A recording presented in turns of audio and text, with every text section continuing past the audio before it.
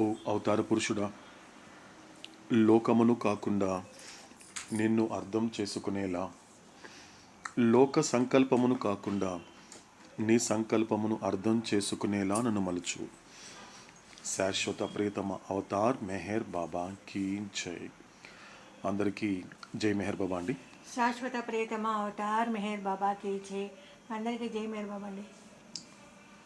శాశ్వత ప్రియతమ అవతార్ మెహర్ బాబాకి జై. అందరికీ జై బాబా. శాశ్వత ప్రియతమ అవతార్ మెహర్ బాబాకి జై. అందరికీ జై మెహర్ బాబా.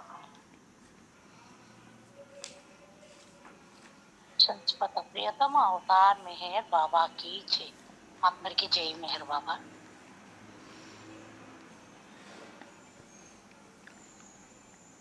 ఓకేనండి, స్టార్ట్ చేద్దామండి. శాశ్వత ప్రియతమ अवतार मेहर बाबा की जय। అందరికీ జై బాబా. मजान से चुनो चरा आदम के बंदे मुकबिल, कबूल कर दे जान हर सुकान के सुल्तान गो। जुबिश नवी सुकान अहले दिल मगू के कतास, सुकान शनाज नाय दिल बरा कता इंजस्ट, बंदे फिर मगोनम कीजी जहलन रहन, फिर माँ हर चकुना धाई हनायत बाशत ख्वाजा शामशुद्दीन मोहम्मद रफी सिराज। एटर्नल बिलवेड अवतार मेहर बाबा की जय। Befitting a fortunate slave, carry out every command of the master without any question of why and what. About what you hear from the master, never say it is wrong, because, my dear, the fault lies in your own incapacity to understand him. I am slave of the master who has released me from the ignorance. Whatever my master does is of the highest benefit to all concerned. Khwaja Shamsuddin Muhammad Hafiz Shiraj. శాశ్వత ప్రియతమ Avatar Meher బాబాకి జై. శాశ్వత ప్రియతమ Avatar Meher బాబాకి జై. ఎందుకు ఏమిటి అనే ప్రశ్నలు లేకుండా అదృష్టవంతుడైన బానిసవలని గురి యొక్క ప్రతి ఆజ్ఞను పాలింపము. గురువు నుండి విని దాన్ని ఎన్నడూ తప్పు అని అనకు, ఎందుకంటే గురువును అర్థం చేసుకోలేని నీ అసమర్థతే అందే ఆ లోపమున్నది. అజ్ఞాన బంధము నుండి నన్ను విముక్తిని చేసిన నా గురువుకు నేను బానిసను. నా గురువు ఏమీ చేసినను తత్సంబంధికులందరికీ అది అత్యంత ప్రయోజనకారి అవుతుంది.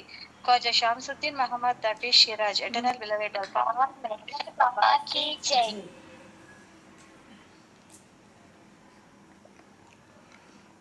అవతార పురుషుడైన మెహర్ బాబా భగవంతుడిగా మాట్లాడుతూ అందిస్తున్నటువంటి గాడ్ పిక్స్ అనేటువంటి ఆ మహాసముద్రం యొక్క ఆ మహా ప్రవాహం అనేది కొనసాగించేటువంటి, అది కూడా ఎరుకతో నిత్యంగా నిరంతరాయంగా కొనసాగించేటువంటి ఒక అదృష్టాన్ని, మహద్భాగ్యాన్ని ప్రాప్తింపచేసినటువంటి, ఇన్ని ఆత్మలన్నింటికీ మూలము, ఇన్ని ఆత్మలన్నింటికీ పునాది, ఇన్ని ఆత్మలన్నిటికీ ఆధారమైనటువంటి ఆ పరబ్రహ్మకి, ఆ పరమాత్ముడికి మరొకసారి కృతజ్ఞతలు తెలియచేసుకుంటూ అవతాడు చెప్పేటువంటి మాటని, ఈరోజు చెప్పబోయే మాటని ఆలకించే ముందు నిన్న మనకి ఇద్దరి క్లారిఫికేషన్స్ అనేది కొంచెం దాన్ని కూడా నివృత్తి చేసుకొని ఆ తర్వాత అవతాడు ఏం చెప్పబోతున్నాడు ఆ మాటల్ని శ్రద్ధతో ఆలకించే ప్రయత్నం చేద్దాం. మొదట నిన్న సులోచనమ్మ గారు అడిగినటువంటి ఆ విచారణ, 2 విచారణలు అడిగారు. ఒకటి ఏంటి అన్నప్పుడు, భ్రాంతిని పరమాత్ముడైనటువంటి అవతార పురుషుడి ద్వారా విడిచిపెట్టాలి అంటే ఏదైతే చెప్పాడు, దాని అబద్ధమును అనుభవించమని ఏదైతే అవుతాడో, ఒక పని చేస్తే చాలు అని చెప్పాడు. సో దాని గురించి కూడా ఈరోజు చూద్దాము. ఇంకొకటి రెండోది అడిగారు నిన్ననే సులోచనమ్మ గారు. ఏంటది అంటే, పునర్జన్మ అనేది ఎప్పటి వరకు తప్పదు అని అవతాడు చెప్పాడు అంటే, ఎంతకాలం అయితే ఈ చైతన్యము లేక ఎరుక అనేది సంస్కారములలో కేంద్రీకృతమై ఉన్నంత కాలము పునర్జన్మలు తప్పవు అని చెప్పినప్పుడు, అటువంటి సంస్కారాలని, అంటే నా చైతన్యం అనేది సంస్కారములలో కేంద్రీకృతమై ఉంది అని గుర్తించడం ఎలా? 2 రకాల మనకి అడిగారు. ఆ 2 రకాల నివృత్తి చేయమంటున్నారు మన ఈ మెహరోపాస్లో. మొదటిది ఏంటి అన్నప్పుడు, ఇలా అవతాడు చెప్పినటువంటి తన అవతరణ గురించి చెబుతున్నప్పుడు దాన్ని ఆచరణాత్మకంగా ఎలా పెట్టాలి, ఎలా అంతర్ముఖం అవ్వాలి. సో నిన్న మన వాళ్ళు చాలామంది వరకు కూడా రెస్పాండ్ అయ్యారు కాబట్టి సో నాకు తెలిసింది కూడా నేను ఫస్ట్ పంచుకునే ప్రయత్నం చేస్తాను. అంతకన్నా ముందు ఇంకొకసారి, అందుకే ఈరోజు కూడా నేను పోస్ట్ చేశాను, ఇంకొకసారి అండ్ అడ్వెంట్ తన అవతరణ గురించి అవతాడు చెప్పినటువంటి 3 విషయాలు ఇంకొకసారి పూర్తిగా విందాం. ఈసారి మాత్రము ఆ పూర్తిగా అవతాడు ఏం చెప్తున్నాడు యాజ్ ఇట్ ఈస్గా ప్రతి అక్షరాన్ని కూడా చూసి కాసేపు ఆలకించే ప్రయత్నం చేద్దాం. సో ఫస్ట్ నా అవతరణ మై అడ్వెంట్ గురించి అవతాడు ఏమంటున్నాడంటే, my advent is not to destroy illusion because illusion as it is absolutely nothing. I come to make you become aware of the nothing of illusion. ఇది రెండో విషయం. ఇక మూడో విషయానికి వచ్చేసరికి, through you I automatically maintain illusion which is nothing but the shadow of my infinite self, and through me you automatically discard illusion when you experience its falseness. నా అవతరణ అనేది భ్రాంతిని నాశనం చేయడం కోసం కాదు. ఎందుకంటే భ్రాంతి అనేది స్వతహాగా ఖచ్చితంగా శూన్యంగానే ఉంది. అటువంటి భ్రాంతి యొక్క శూన్యమునకు సంబంధించినటువంటి అవగాహనను నీకు కల్పించి దానికి అనుగుణంగా నిన్ను మలచడానికే నేను అవతరించాను. నా అనంతమైన ఆత్మ యొక్క నీడ తప్ప మరేది కానటువంటి భ్రాంతిని నీ ద్వారా నేను ఆటోమేటిక్గా సంరక్షిస్తున్నాను. మరియు ఎప్పుడైతే నువ్వు ఆ భ్రాంతి యొక్క అబద్ధమును అనుభవించినప్పుడు నువ్వు నా ద్వారా ఆ భ్రాంతిని ఆటోమేటిక్గా విడిచిపెడతావు అంటున్నాడు అవతాడు. ఇక్కడ మనకి అవతాడు ఏం చెప్తున్నాడు 3 విషయాలు అన్నప్పుడు, ఫస్ట్ ఏంటి, దేనికోసమైతే నేను అవతరిస్తున్నానో నువ్వు ఏదైతే అనుకుంటున్నావో దానికోసం మాత్రం కాదు. నేను ఇబ్బంది పెట్టేటువంటి ఒక అజ్ఞానం కావచ్చు, సంస్కారాలు కావచ్చు, ఏదైనప్పటికీ కూడా, ఎందుకంటే ఇదంతా కూడా భ్రాంతి యొక్క ప్రతినిధులే కాబట్టి దాన్ని నేను నాశనం చేయడం కోసం కాదు. ఎందుకంటే నీకు ఎలాగైతే నీకు కనబడుతోంది, నీకు అనుభవపూర్వకంగానే ఉంది భ్రాంతి అనేది. ఎందుకంటే ఆ శూన్యమైనటువంటి భ్రాంతిని నువ్వు ఎలా అనుభవిస్తున్నావు, సర్వస్వంగా అనుభవిస్తున్నావు. అందుకే నీకు కనబడుతోంది, నీకు తెలుస్తోంది, ఈ బాధ తెలుస్తోంది. కాబట్టి జనన మరణాలు, పాపపుణ్యాలు, సుఖ దుఃఖాలు అనబడేటువంటి ద్వంద్వాలకి నువ్వు ప్రతిస్పందిస్తున్న ప్రతిసారి ఏం కలుగుతోంది, ఎమోషనల్ అవుతున్నావు అన్నిటికీ కూడా. అది హ్యాపీనెస్ కావచ్చు, మిజరీ కావచ్చు. అంటే నీకు తెలుస్తోంది, ఎస్ ఉంది, ఒక జననం అనేటువంటిది ఉంది, మరణం అనేది ఉంది, పాపపుణ్యాలు, సుఖ దుఃఖాలు అనేది నా జీవితంలో ఉంది. అది లేకపోతే నాకు చెట్టుకి ఏం సంబంధం ఏముందండి, పెద్ద మార్పు లేదు కదా. అది చెట్టుకు బాధ వస్తే బాధపడదు కదా, నేను మనిషిని కదా, బాధపడాల్సి ఉంటుంది కదా అంటాడు. అంటే అర్థం ఏంటి అంటే, ఏదైతే శూన్యంగా ఉన్నటువంటి భ్రాంతిని నువ్వు ఎలా అనుభవిస్తున్నావు, సర్వస్వంగాను నిజంగానే అనుభవిస్తున్నావు. కాబట్టి నేను దానికోసం మాత్రం నేను అవతరించలేదు. ఎందుకు అవతరించాను అని చెప్పినప్పుడు రెండో విషయంగా అంటాడు అవుతాడు. ఎందుకు అవతరించాను అంటే, ఆ భ్రాంతి యొక్క శూన్యమునకు సంబంధించినటువంటి అవగాహనను నీకు కల్పించి, ఆ రెండో విషయంలో కూడా మళ్ళీ 2 విషయాలు ఉన్నాయండి. ఏం చెప్తున్నాడు, తండ్రి మాట వినని బిడ్డ దగ్గరికి వచ్చి ఆ పరమాత్ముడైన తండ్రి ఏం చెప్తున్నాడు, ఇదంతా కూడా నువ్వు ఏదైతే సర్వమునకు సంబంధించినటువంటి అవగాహన నీకుంది, ఏ సర్వము, శూన్యాన్ని నువ్వు సర్వం అనుకుంటున్నావు. కాబట్టి అటువంటి అవగాహన రాహిత్యానికి సంబంధించిన అవగాహన ఉంది తప్ప నీ దగ్గర స్పష్టమైన అవగాహన లేదు. కాబట్టి ఈ భ్రాంతికి సంబంధించినటువంటి, ఈ శూన్యానికి సంబంధించిన అవగాహనని నీకు కల్పించి నీకు చెప్పాలి, ఇదంతా ఏమీ లేదురా, కాబట్టి దీనికి నువ్వు నవ్వాల్సిన అవసరం లేదు, అలాగే ఏడవాల్సిన అవసరం లేదు, దానికి పొంగిపోవాల్సిన అవసరం లేదు, దీనికి కుంగిపోవాల్సిన అవసరం లేదు అని నీకు అవగాహన కల్పించి దానికి అనుగుణంగా అంటే అర్థం ఏంటి? ఇక్కడంతా ఏమీ లేదు, ఉన్నది నీలోనే, నీతోనే, నీలానే ఉంది. ఒక్కసారి అంతర్ముఖం అయితే నువ్వు ఏదైతే వెతుకుతున్నావో, నువ్వు దేనికోసం అయితే పరితపిస్తున్నావో వాటన్నీ కూడా నీకు అంతర్యామిగా ఉన్నటువంటి భగవంతుడిలోనే ఉన్నాయరా. ఆయన ఎక్కడో బయట లేడు, నీలోనే ఉన్నాడు అనే విధంగా నిన్ను మలచడానికి నేను అవతరించాను.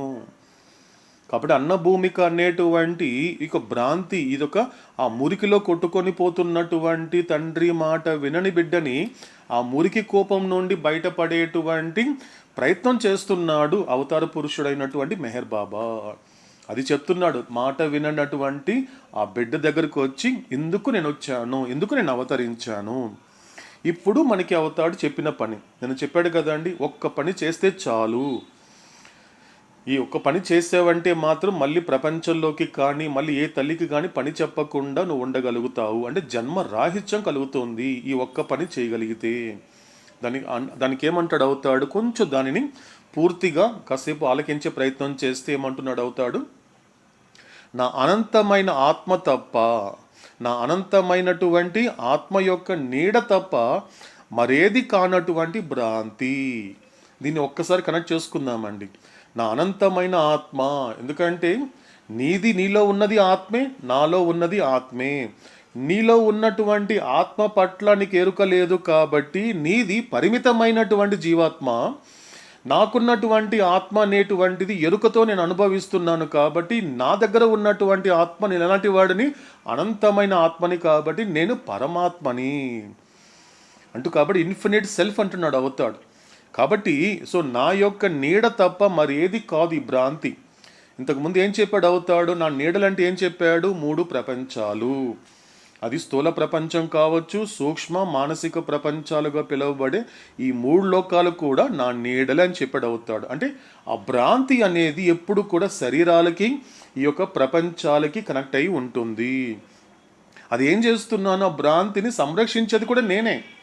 ఎందుకంటే మాయని కానీ మాయ ద్వారా వచ్చినటువంటి భ్రాంతిని సంరక్షించేది నేనే కాబట్టి అది నీ ద్వారానే, ఎందుకంటే నువ్వు దానికి దగ్గరగా ఉన్నావు కాబట్టి నీ ద్వారానే దానిని ఆటోమేటిక్గా మెయింటైన్ చేస్తున్నాను అన్నాడు అవుతాడు.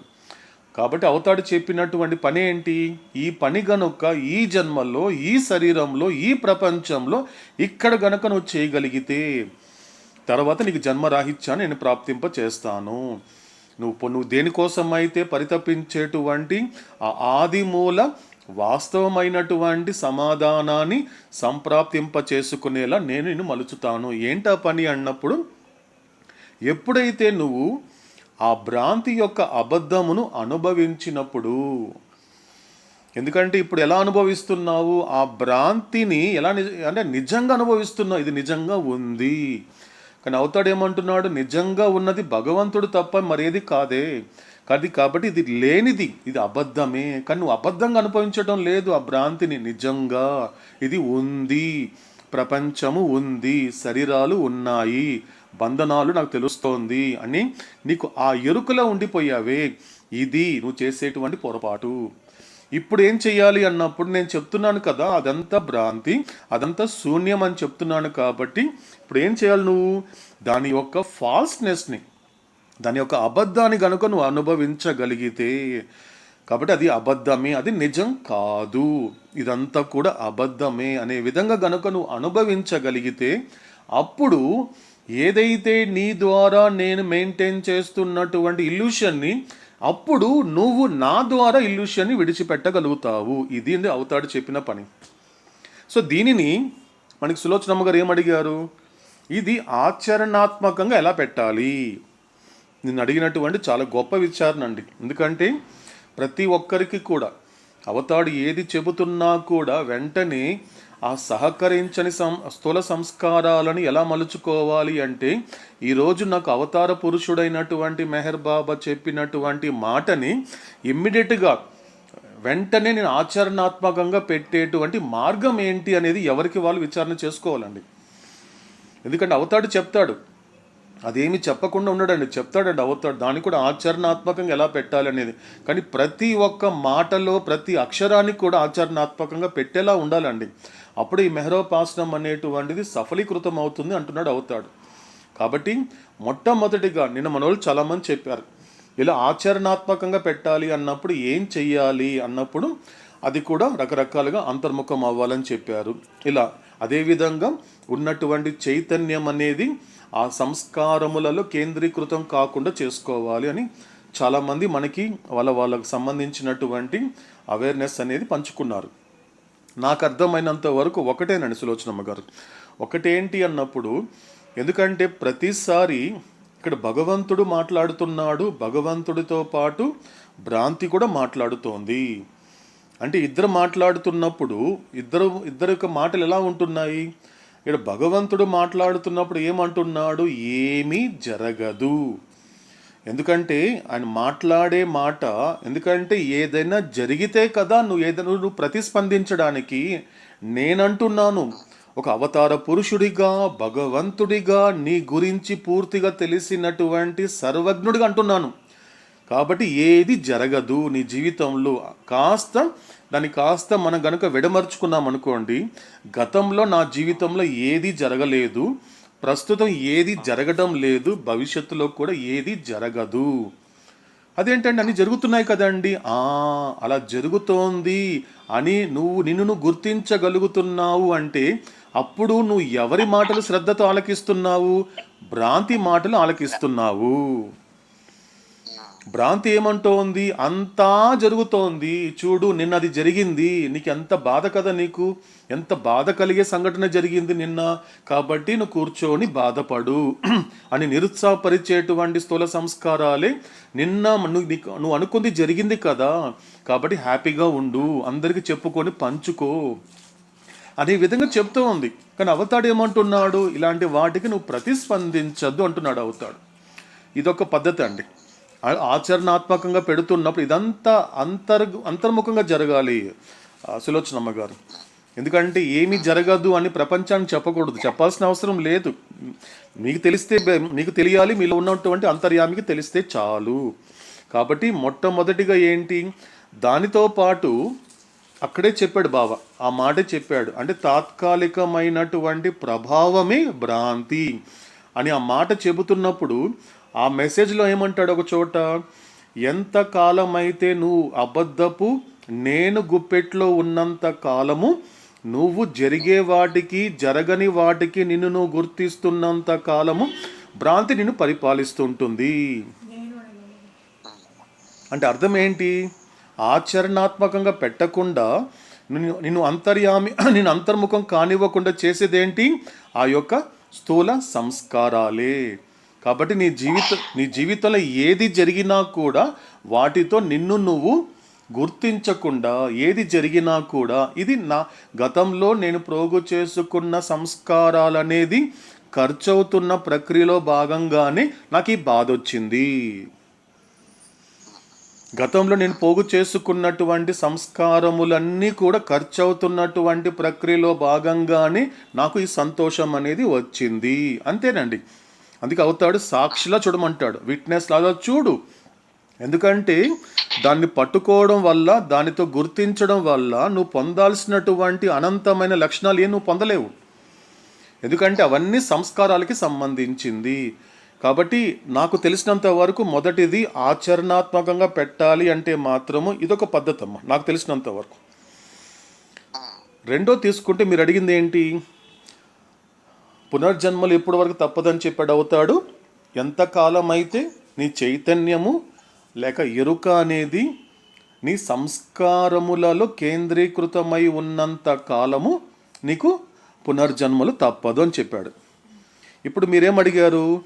అలా నా చైతన్యం అనేది సంస్కారములలో కేంద్రీకృతమవుతున్నప్పుడు అలా ఆ సంస్కారాలను ఎలా గుర్తించాలి అని అడిగారు మీరు. మీరు అడిగింది ఎలా అర్థమవుతోంది? ఎలా గుర్తించాలి? ఇప్పుడు నేను ఒక చైతన్యం, ఒక ఎగ్జాంపుల్ తీసుకుంటే, ఇప్పుడు నేను ఎటువంటి ఒక ఎరుకలో ఉన్నాను? నా స్థూల శరీరం యొక్క ఎరుకలో ఉన్నాను. కాబట్టి ఖచ్చితంగా నాకున్న సంస్కారాలు ఏంటి? స్థూల సంస్కారం. అంటే అంటే ఇప్పుడు నేను నా స్థూల శరీరం యొక్క ఎరుకలో ఉన్నప్పుడు నా ఎరుక ఏ సంస్కారాలలో కేంద్రీకృతమై ఉంది? స్థూల సంస్కారాలలో కేంద్రీకృతమై ఉంది. దీనికి అవతాడు ఏం చెప్తాడు అంటే, ఒక మాట మాకు నా వాంఛితంలో ఒక మాట అంటాడు అవతాడు. నా వాంఛితంలో నువ్వు ఎప్పుడైనా సంతోషపడుతున్నప్పుడు సాధారణంగా లోకంలో ఎలా ఉంటుంది? ఏమండి ఎంత హ్యాపీగా ఎలా ఉన్నారండి అంటే ఏమంటారు? లేదండి నేను అనుకుంది జరిగింది, లేకపోతే ఆ వ్యక్తి వల్ల నేను సంతోషంగా ఉన్నానండి, లేకపోతే నేను చేసినటువంటి వ్యాపారము, లేకపోతే నాకు కొన్ని లాభాలు వచ్చాయండి అందుకే సంతోషంగా ఉన్నానని అనేక రకాల కారణాలు చెప్తాడు. కానీ లోకంలో ఎవరైనా ఏమండి ఎంత హ్యాపీగా ఎలా ఉన్నారండి అంటే, లేదండి భగవంతుడు నన్ను హ్యాపీగా ఉండమని కోరుకున్నాడు కాబట్టి నేను హ్యాపీగా ఉన్నాననే మాట సర్వసాధారణంగా వినము. కానీ నా వాంఛితంలో అవతాడు ఏం చెప్పాడు? నువ్వు ఎప్పుడైనా ఎక్కడైనా ఏ విషయానికైనా సంతోషపడుతున్నప్పుడు మాత్రము లోకం వైపు కారణం చూపించకుండా, నేను అంటే బాబా నన్ను సంతోషంగా ఉండమని కోరుకున్నాడు కాబట్టి నేను సంతోషంగా ఉన్నాను అని గనుక దానిని ఆచరణాత్మకంగా పెట్టగలిగితే నీ యొక్క ఎరుక ఏ పరిస్థితిలోనూ నీ సంస్కారాలలో అది కేంద్రీకృతం అవ్వదు. ఏది జరిగినా బాబానండి ప్రతిదీ. ఎందుకంటే చాలా పాత మాట, కానీ ఎప్పటికీ కొత్తగా ఉండే మాట ఏంటి? శివుడాజ్ఞ లేనిదే చీమైనా కొట్టదు. చీమ కుట్టింది అంటే నాకు బాధ కలిగించింది అంటే, చీమ కుట్టిన ప్రతిసారి నువ్వు తలుచుకోవాల్సిన చీమని కాదు శివుడిని అని అర్థం. అక్కడ చీమ కుట్టిన ప్రతిసారి పలానా చీమ కుట్టిందండి దద్దులు వచ్చేసిందని అంటున్నావే. ఎందుకంటే దద్దులు వచ్చినా ఎంత బాధ కలిగినా కూడా నీకు వెంటనే నువ్వు నిందించాల్సింది ఎవరిని? అక్కడ చీమని కాదు, శివుని నిందించాలి. శివుడు నన్ను ఈ చీమ బాధతో బాధపడమని కోరుకుంటున్నాడు కాబట్టి బాధపడుతున్నానండి అంటే, నువ్వు పడేటువంటి ఏ స్థితిలో ఉన్నా, నువ్వు ఏ స్థాయిలో ఉన్నా కూడా ప్రతి దానిని భగవంతుడి మీద ఆపాదిస్తున్నావే. ఇది సంస్కార రహితం కావడానికి ఒక మార్గము. కాబట్టి నా వాంఛితంలో బాబా చెప్పినటువంటి 2 విషయాలు ఏంటి? ఎప్పుడైనా నువ్వు సంతోషంగా ఉన్నప్పుడు బాబా నన్ను సంతోషంగా ఉండమని కోరుకుంటున్నారు. అదేవిధంగా నీకు బాధపడే సందర్భం వచ్చినా కూడా పలానా వాళ్ళ వల్ల బాధపడుతున్నానండి నిందించకుండా మొదటిది స్తుతిస్తున్నావు లోకాన్ని. రెండో విషయానికి వచ్చేసరికి ఏం అర్థమవుతోంది? వాళ్ళని నిందిస్తున్నావు, ఆ వ్యక్తి వల్ల నేను బాధపడుతున్నాను అంటున్నావే, అది నిజం కాదు. అప్పుడు ఏమంటున్నాడు బాబా? ఎవరిని నిందించుకురా, రేపు బాధపడుతున్నప్పుడు ఆ నిందేది నా మీద వేసేయి. కాబట్టి బాబా కోరుకుంటున్నాడు అండి నేను బాధపడాలని, బాబా కోరుకుంటున్నాడు కాబట్టి నేను బాధపడుతున్నాను. దీనివల్ల ఏం జరుగుతుంది అంటే, అనాది కాలంగా నువ్వు పోగు చేసుకున్న సంస్కారాలని ఖర్చు పెట్టి కొత్త సంస్కారాలని పోగు చేసుకోకుండా ఉంటావు. ఇలా ఆధ్యాత్మికంగా నువ్వు సురక్షితంగా ఉంటావు అన్నాడు అవుతాడు. ఇది మాత్రం చేయగలిగితే, అంటే మీరు అడిగిన ఇలా మనము ఆయా స్థూల సంస్కారాలని గుర్తించవచ్చు. సులోచనమ్మ గారు ఇలా గుర్తించవచ్చు. ఇలా ఎప్పుడైతే చేసే ప్రతి ఒక్క కర్మకి ఆ ఫలితాన్ని భగవంతుడి మీద ఆపాదించాలి. నేను సంతోషంగా ఉన్నాను అంటే పలానా వ్యక్తిని స్తుతించాల్సిన అవసరం లేదు, నేను బాధపడుతున్నానంటే ఇంకొకరిని నిందించాల్సిన అవసరం లేదు. కాబట్టి ఇదంతా కూడా బాబా యొక్క సంకల్పం ప్రకారమే జరుగుతోందండి. కాబట్టి ఇక్కడ ఎవ్వరు నన్ను సంతోష పెట్టడం లేదు, కాబట్టి నన్ను ఎవ్వరు కూడా బాధ పెట్టడం లేదు అనే పరిపక్వత వస్తుంది అక్కడ మాత్రం. వచ్చినప్పుడు ఏం జరుగుతోంది అంటే, ఎటువంటి పరిస్థితుల్లో కూడా ఆ జీవుడి యొక్క ఎరుక ఆ జీవుడి యొక్క సంస్కారాలలో కేంద్రీకృతము అవ్వదు. ఇది గనుక గుర్తించగలిగితే ఏమర్థమవుతోంది? గతంలో పోగు చేసుకున్నటువంటి కొండలాది సంస్కారాలన్నీ కూడా ఒక క్షణకాలంలో మొత్తం కూడా కరిగించేస్తాడు, ఖర్చు పెట్టించేస్తాడు అవుతాడు. దాని తర్వాత ఏం చేస్తాడు? కొత్త వాటిని ప్రోగు చేసుకోనివ్వడు. అప్పుడు ఏమర్థమవుతోంది? ఎందుకు ప్రోగు అవటం లేదు అంటే, నువ్వు అనుభవించే ప్రతి స్థితికి, నువ్వు అనుభవించేటువంటి ప్రతి పరిస్థితికి కూడా ప్రపంచ లోకం చుట్టూ నువ్వు తిరగటం లేదు, లోకేశుడు చుట్టూ తిరుగుతున్నావు నువ్వు. అప్పుడు ఏమైపోయింది? అప్పుడు పూర్తిగా ఆధ్యాత్మికంగా నువ్వు సురక్షితంగా ఉంటావు. కాబట్టి ఇంకా ఏది కూడా నీకు బంధనంగా ఉండదు. ఎప్పుడైతే నీ ఎరుక అనేది ఆ సంస్కారాలలో కేంద్రీకృతం కానంత వరకు నీకున్నటువంటి అతి భారీ అయినటువంటి చాలా పెద్దదైనటువంటి ఎక్కువ ఉన్నటువంటి బంధనాలన్నీ తేలిక పడతాయి.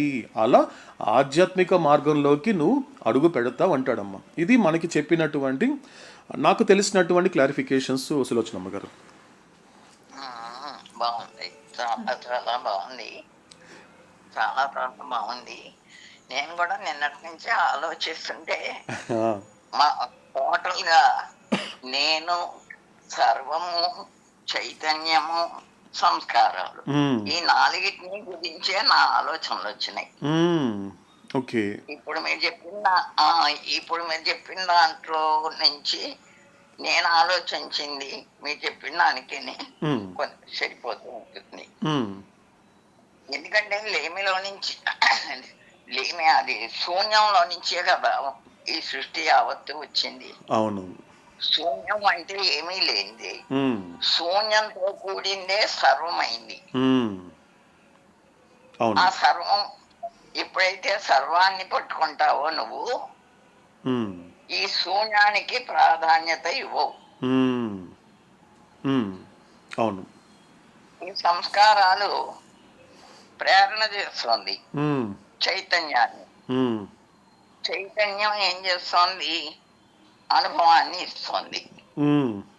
ఎప్పుడైతే ఈ సంస్కారాల యొక్క ప్రేరణను స్వీకరించకుండా, అంటే ఎట్లా చైతన్యం ఇచ్చే అనుభవాన్ని ఇవ్వకుండా, నా స్థూల చైతన్యం ఆ చైతన్యాన్ని ఆ అనుభవం ఇవ్వకుండా గనక త్రోసిపుచ్చుతూ ఉంటే, ఈ సర్వాన్నే గట్టిగా పట్టుకుంటే, సర్వం అంటే ఆ పరమాత్మే కదా, ఆ బాబానే కదా, గట్టిగా పట్టుకుంటే ఇప్పుడు ఇందాక అన్నారే అంతా ఆయన మీద తోసేయాలని, అట్లా ఆ రకంగా సర్వాన్నే పట్టుకోగలిగితే ఇవన్నీ కూడా భ్రమ భ్రాంతి ఇవన్నీ దానంతటా అదే ఏం చేసినా చేయని వాడివే అవుతావు. అవును, ఇక్కడ అన్ని చేస్తూ ఉంటావు. మరి మొట్టాది నుంచి వచ్చింది కదా సృష్టి యావత్తు ఒక ఆట అన్నాడు కదా. అవును, ఈ ఆటలో ఆడుతూనే ఉంటావు. ఓటమి గెలుపు ఇవన్నీ కూడా నీకు సంబంధం లేనిది, ఆ సర్వాంది ఇదంతా కూడా అని నేను ఆలోచించాను. అప్పుడు మీరు చెప్పిన దానికి చక్కగా బాగుంది, చాలా చాలా బాగుంది. ఓకే అమ్మా, అయితే సో మీరు సులోచనం గారి యొక్క క్లారిఫికేషన్స్. సో ఇప్పుడు నెక్స్ట్ మనం ఇందుమతి గారి దగ్గరికి వెళ్తాము. తప్పకుండా, లేదు కరెక్ట్గా చెప్పారమ్మా మీరు, కరెక్ట్గానే ఉంది. ఎందుకంటే అవతాడు చెప్పే ప్రతి మాటని కూడా ఎందుకంటే రావాలి. ఎందుకంటే ఆ విచారణ అనేది అలా వస్తేనే అవతాడు పడ్డ అంత శ్రమకి ఒక అర్థము పరమార్థం ఉంటుందమ్మా. మనకి ముఖ్యంగా తెలుసుకోవాలి. ఎంతో శ్రమ కూర్చి చెప్తున్నాడు అవతాడు, ఇంతగా మాట్లాడుతున్నాడు, ఇంత గొప్ప విషయాలు చెప్తున్నాడు అంటే ఎంతో శ్రమ పడ్డాడు. ఎందుకంటే శ్రమ ఆయనదే. ఇప్పుడు వినేటువంటి ఇప్పుడు నా బోటి వాడికి నాతో అదే అంటున్నాడు, నీకేం శ్రమ లేదురా.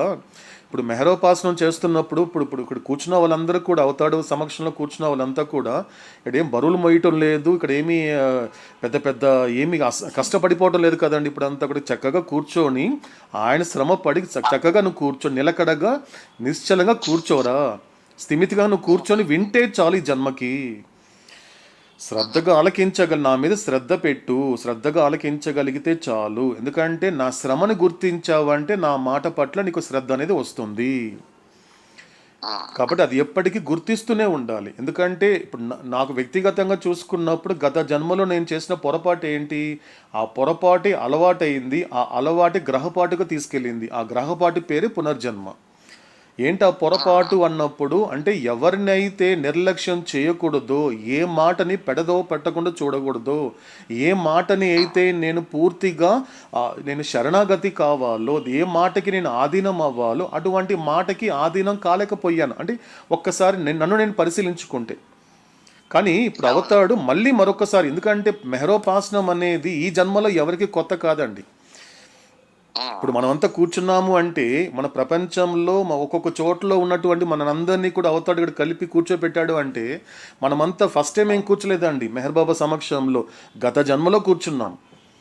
గత జన్మలో కూడా మెహరోపాసనంలో ఇదే వాట్సాప్లోనో లేక స్కైప్లోనో కూర్చున్నామండి. కూర్చోబెట్టాడండి అవుతాడు. కూర్చోపెట్టి మనందరూ కూర్చోపెట్టి కొన్ని విషయాలు చెప్తున్నాడు. కానీ ఆ జన్మలో నాతో నేను కనుక పరిశీలించుకోగలిగితే అక్కడ నేను నిరంతరంగా పూర్తి చేయలేకపోయాను గత జన్మలో. అందుకే మళ్ళీ హరిప్రసాద్గా రావాల్సి వచ్చింది. మరొక అవకాశం ఇచ్చాడు భగవంతుడు, అవతార పురుషుడు. ఇంకొకసారి ప్రయత్నించరా, ఇంకోసారి లోకానికి పంపిస్తాను, ఈసారి అయినా నా గురించి తెలుసుకొని నన్ను సాక్షాత్కరింప చేసుకోరా, మరొకసారి నీకు అవకాశం ఇస్తాను అని చెప్పి మరొక్కసారి లోకానికి పంపించాడు అవతార పురుషుడైన మెహర్ బాబా.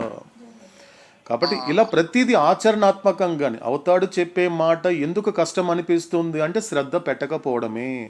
అర్థం కావటం లేదు అంటే శ్రద్ధ పెట్టకపోవడమే. ఒకే ఒక ఆన్సర్, ఇంకేం లేదు ఇంట్లో. సో కాబట్టి మొదటిది శ్రద్ధ పెడుతూ ఆయన చెప్పే ప్రతి మాటని ప్రతి అక్షరాన్ని శ్రద్ధతో ఆలకిస్తూ ఆ ప్రతి మాటని బాట వైపు వెళ్ళగలగాలి. అంటే ఆచరణాత్మకంగా పెట్టగలగాలి, కనీసం ప్రయత్నం అని చేయాలి.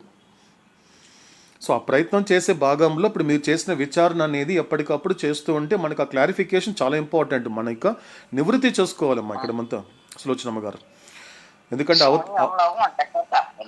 అవును, ఎందుకంటే ఇదంతా శూన్యమే గనక సృష్టి యావత్తు. అవునవును, ఇందులో ఉంటూనే సర్వాన్ని ప్రేమించగలగాలి, సర్వాన్ని గట్టిగా పట్టుకోవాలి. కరెక్ట్ కరెక్ట్ అండి, అవును అంతేనండి. ఓకే ఓకే శాశ్వత ప్రీతం. ఓకేనండి. సో మన నెక్స్ట్ మనకి నిన్న ఇందుమతి గారు అడిగినటువంటి ఆ క్లారిఫై కూడా మనం నివృత్తి చేసుకుందాము. సో నిన్న మనకి 86 పేజీలో మనకి థర్డ్ పేరా గురించి ఇంకొకసారి నివృత్తి చేసుకుందామన్నారు.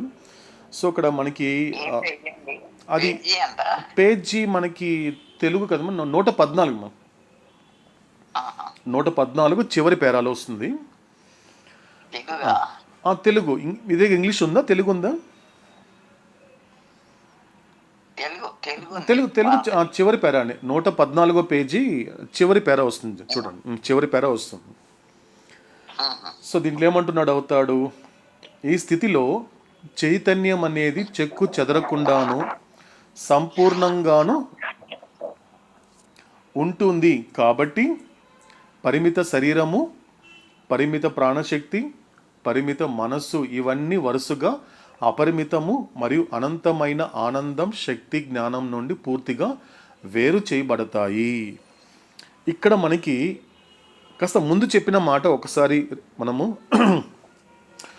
కాస్త రివిజన్ చేసుకుందాం. ఏమంటున్నాడు, దానికన్నా ముందేం చెప్పాడు అవుతాడు, మానవుడు తన ప్రాథమిక పరిమిత ఈ యొక్క స్వభావత్రయాన్ని పోగొట్టుకున్నప్పటికీ తన సుదీర్ఘ ప్రయాసలో తాను పొందిన పూర్తి చైతన్యాన్ని మాత్రం పోగొట్టుకోడు. దీనికి కారణము ఇది వరకే వివరించబడినట్లు 4వ భూమికకు సంబంధించినటువంటి శక్తుల తీవ్రమైన దుర్వినియోగం మినహాయిస్తే ఒక్కసారి పొందబడిన పూర్తి చైతన్యం అనేది ఎప్పటికీ పోగొట్టుకోబడదు. ఇది దానికన్నా ముందు చెప్పినటువంటి మాట. అంటే ఇక్కడ అవుతాడు ఏమంటున్నాడు, వేరు చేయబడుతుంది అంటే ఏం చెప్పాడు గతంలో మనకు అవుతాడు, అనంతమైనటువంటి శక్తి. సో దేనితో లింకప్ అయి ఉంది, ప్రాణశక్తితో. అదేవిధంగా భగవంతుడి యొక్క స్వభావత్రయంలో మరో భాగమైనటువంటి అనంతమైన జ్ఞానం అనేది సో దేనితో లింకప్ అయి ఉంది, మనస్సుతో. మూడోది ఏంటి, అనంతమైనటువంటి ఆనందం అనేది ఒక శరీరంతో లింకప్ అయి ఉంది. ఇక్కడికి వచ్చేసరికి ఏమంటున్నాడు అవుతాడు, ఎప్పుడైతే ఈ చైతన్యం అనేటువంటిది, పూర్తి చైతన్యం అనేటువంటిది నువ్వు గుర్తించకపోయినా ఎలా ఉంటుంది, అది చెక్కు చెదరకుండా సంపూర్ణంగానే ఉంటుంది. ఎందుకంటే నువ్వు గుర్తించగలిగితే నీ జీవితము అసంపూర్ణం నుండి సంపూర్ణం అవుతుంది.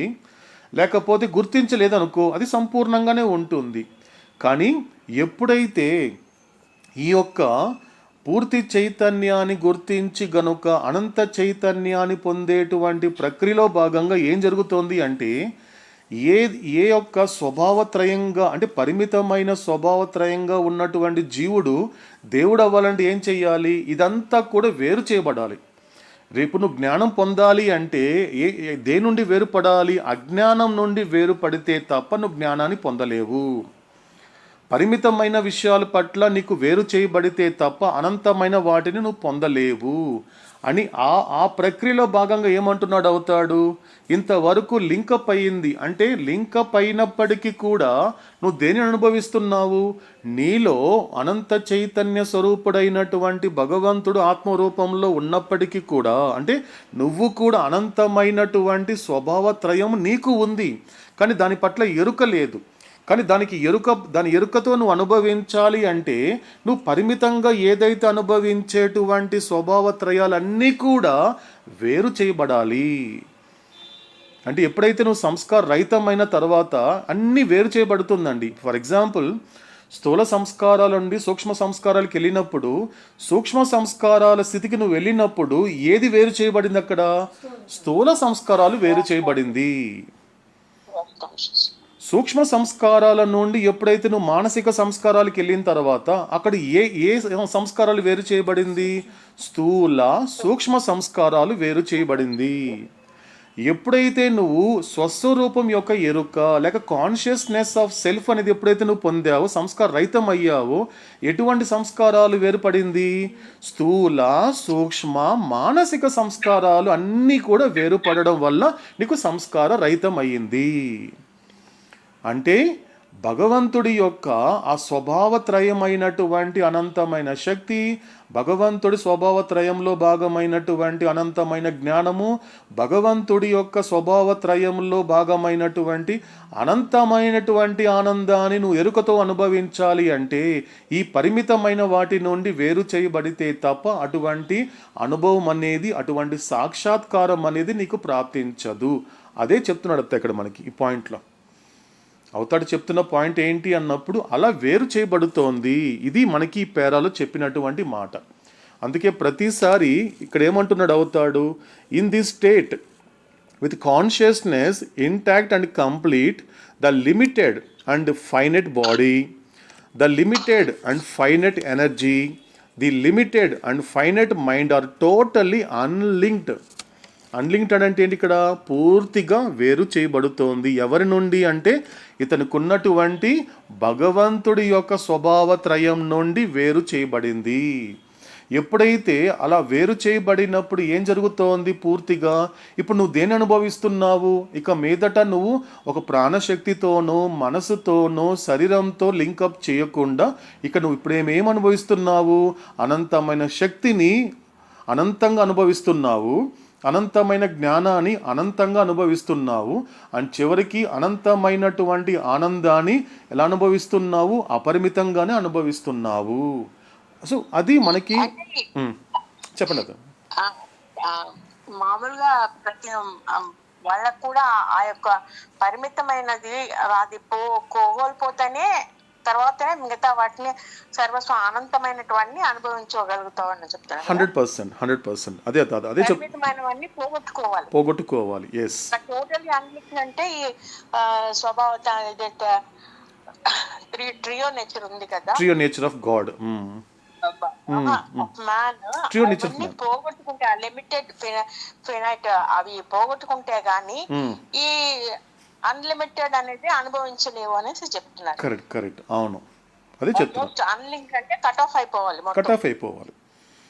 అంటే కట్ ఆఫ్ అయిపోయి అనంతమైన వాటిని అనుభవించడానికి అర్హత కలుగుతుంది అప్పుడు. అంటే ట్రియో నేచర్ అంతే. అంటే ట్రియో నేచర్ ఆఫ్ గాడ్ని అక్కడ ఆయన చెప్పినటువంటి వాటన్నిటిని ఆ నేచర్లోకి వెళ్ళిపోవాలి, ఆ నేచర్ని కాన్షియస్ గాడ్గా ఎక్స్పీరియన్స్ చేయాలి అంటే ఈ ట్రియో నేచర్ ఆఫ్ గాడ్ అనేటువంటిది కంప్లీట్గా సపరేట్ అయిపోవాలి.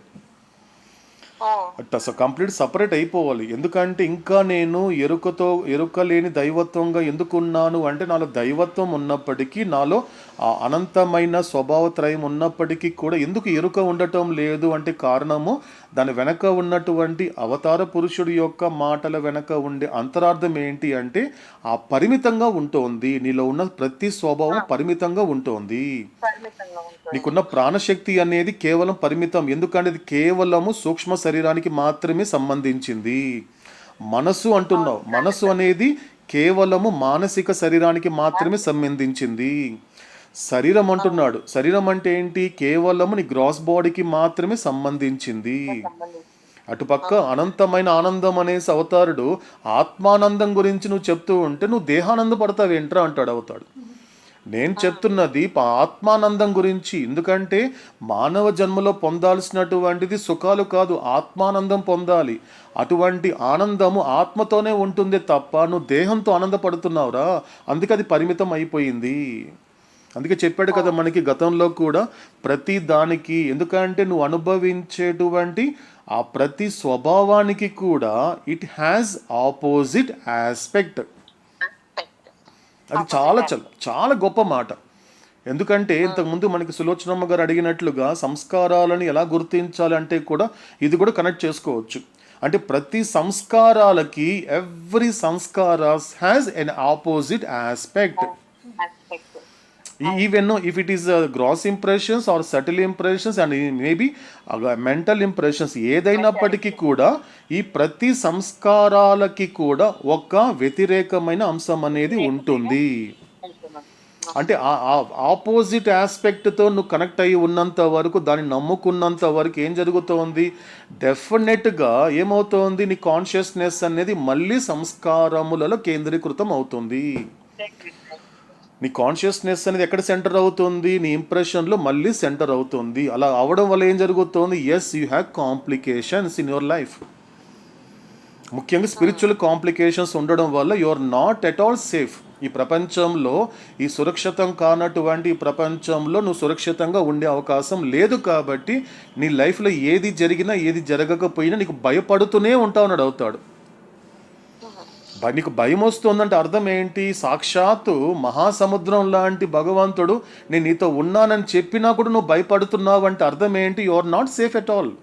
నువ్వు సేఫ్గా ఉండట్లేదు ఇక్కడ లోకంలో. కారణం ఏంటి, ఇదంతా అంటాడు కారణం అవుతాడు, ఎందుకంటే it has the opposite aspect. కాబట్టి అది గుర్తించాలి. అంటే అది గుర్తించగలిగితే, అంటే ఆ బర్త్ అనే దానికి ఆపోజిట్ ఆస్పెక్ట్ ఏంటి, డెత్ అనేది ఉంది. వయసుకి అంటే విర్చ్యూ అనేటువంటిది ఆపోజిట్ ఆస్పెక్ట్ ఉంటుంది. హ్యాపీనెస్కి మిజరీ అనేటువంటి ఆపోజిట్ ఆస్పెక్ట్ అనేది ఉంది. అందుకే ఈ ఆరింటిని ఏమన్నాడు అవుతాడంటే ఇదంతా కూడా it is a form of duality. ఇదంతా కూడా డ్యుయాలిటీకి సంబంధించింది, ఆ ద్వంద్వానికి సంబంధించింది తప్ప ఏకత్వానికి సంబంధించింది కాదు. కాబట్టి ఈ మూడిటిని రెండే రెండు మాటలు చెప్పేశాడు అవుతాడు. ఏమని, experience of false and experience of shadow. ఇవన్నీ అబద్ధపు అనుభవాలే. కాబట్టి సో ఇక్కడ మనకి క్లారిఫై చేసుకోవాల్సిన విషయం ఏంటి అన్నప్పుడు, సో నువ్వు అనంతమైన వాటిని అనుభవించాలి అంటే పరిమితమైన వాటి నుండి నువ్వు వేరుపడితే తప్ప అది సాధ్యపడదు అనేది మనకు ఆ పేరాలో అవుతాడు చెప్పిన మాట. అంతే. రైట్ అండి. Okay okay. నిన్నటి కొంచెము అది చదువుతుంటే కొంచెం అనిపించింది నాకు, but I want get it rectified. నాది కరెక్ట్ గా ఉందా లేదా అని తెలుసుకోవడానికి మళ్ళా సో క్లారిఫై చేసుకున్నారు మీరు. ఓకే రైట్ అత. ఓకే రైట్ అత. సో జై గారు. సో ఇక్కడ మనకి మనకు అవుతాడు చెప్పినటువంటి 3 స్టేట్స్ గురించి చెప్పాడండి మనకి. అంటే ఏంటది, సో అది మనకి అవస్థాత్రయం అని చెప్పాడు అవుతాడు. ఇప్పుడు ఈ అవస్థాత్రయం గురించి కొంచెం అర్థం చేసుకునేటువంటి ప్రక్రియలో భాగంగా ఒక చిన్న విషయాన్ని కాస్త స్మరించుకుందామండి. గతంలో అవుతాడు చెప్పిన మాటే, అదే అష్టావక్రుడు మరియు జనకుడు మధ్య జరిగినటువంటి ఒక గొప్ప కన్వర్జేషన్. ఎందుకంటే డ్రీమ్ అనే మాటకు వచ్చేసరికి ప్రతిసారి, ఎందుకంటే వాళ్ళిద్దరి మధ్య జరిగినటువంటి ఆ కన్వర్జేషన్ కనుక ఒక్కసారి స్మరించుకుందామండి. సో గతంలో మనకి వాళ్ళిద్దరి మధ్య జరిగినటువంటి కన్వర్జేషన్ని ఎవరైనా కాస్త గుర్తుంటే, ఎవరైనా గుర్తిస్తే చెప్తారండి.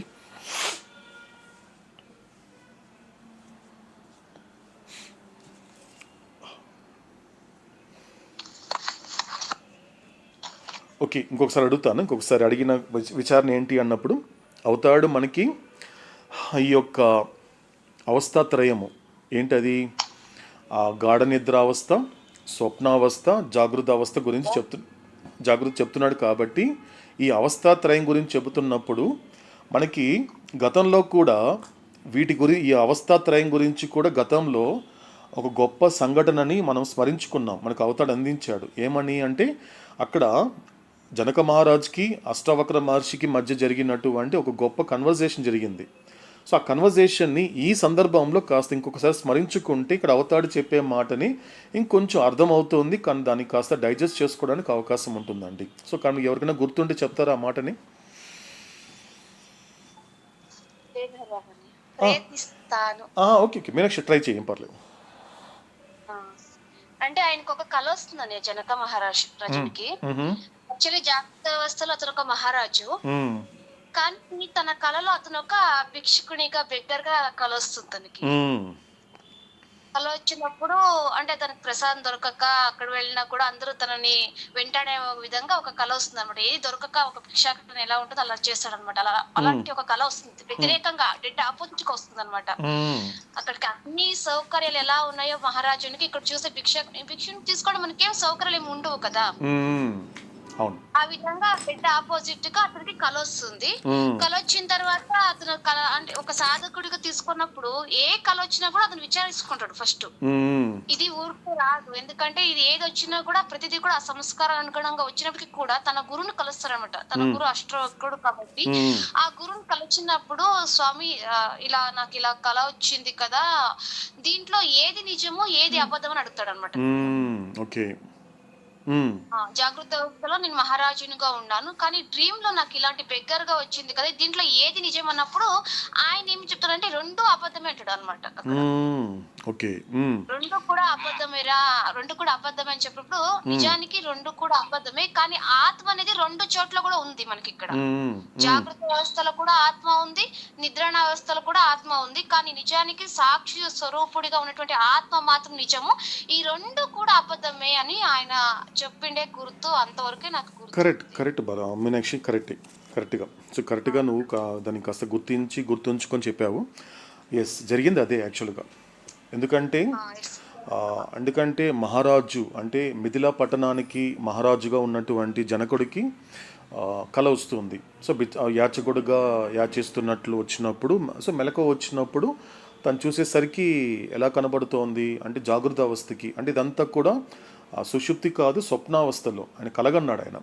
సో కలగన్న తర్వాత యాచకుడిగా ఉన్నప్పుడు కలగంటున్నప్పుడు మళ్ళీ జాగృత అవస్థకు వచ్చేసరికి సో తనకి ఏమనిపించింది, అది ఆటోమేటిక్గా ఆయన అర్థమైంది, నేను జనకుడిని, మిథిలా పట్టణానికి రాజునన్న విషయం.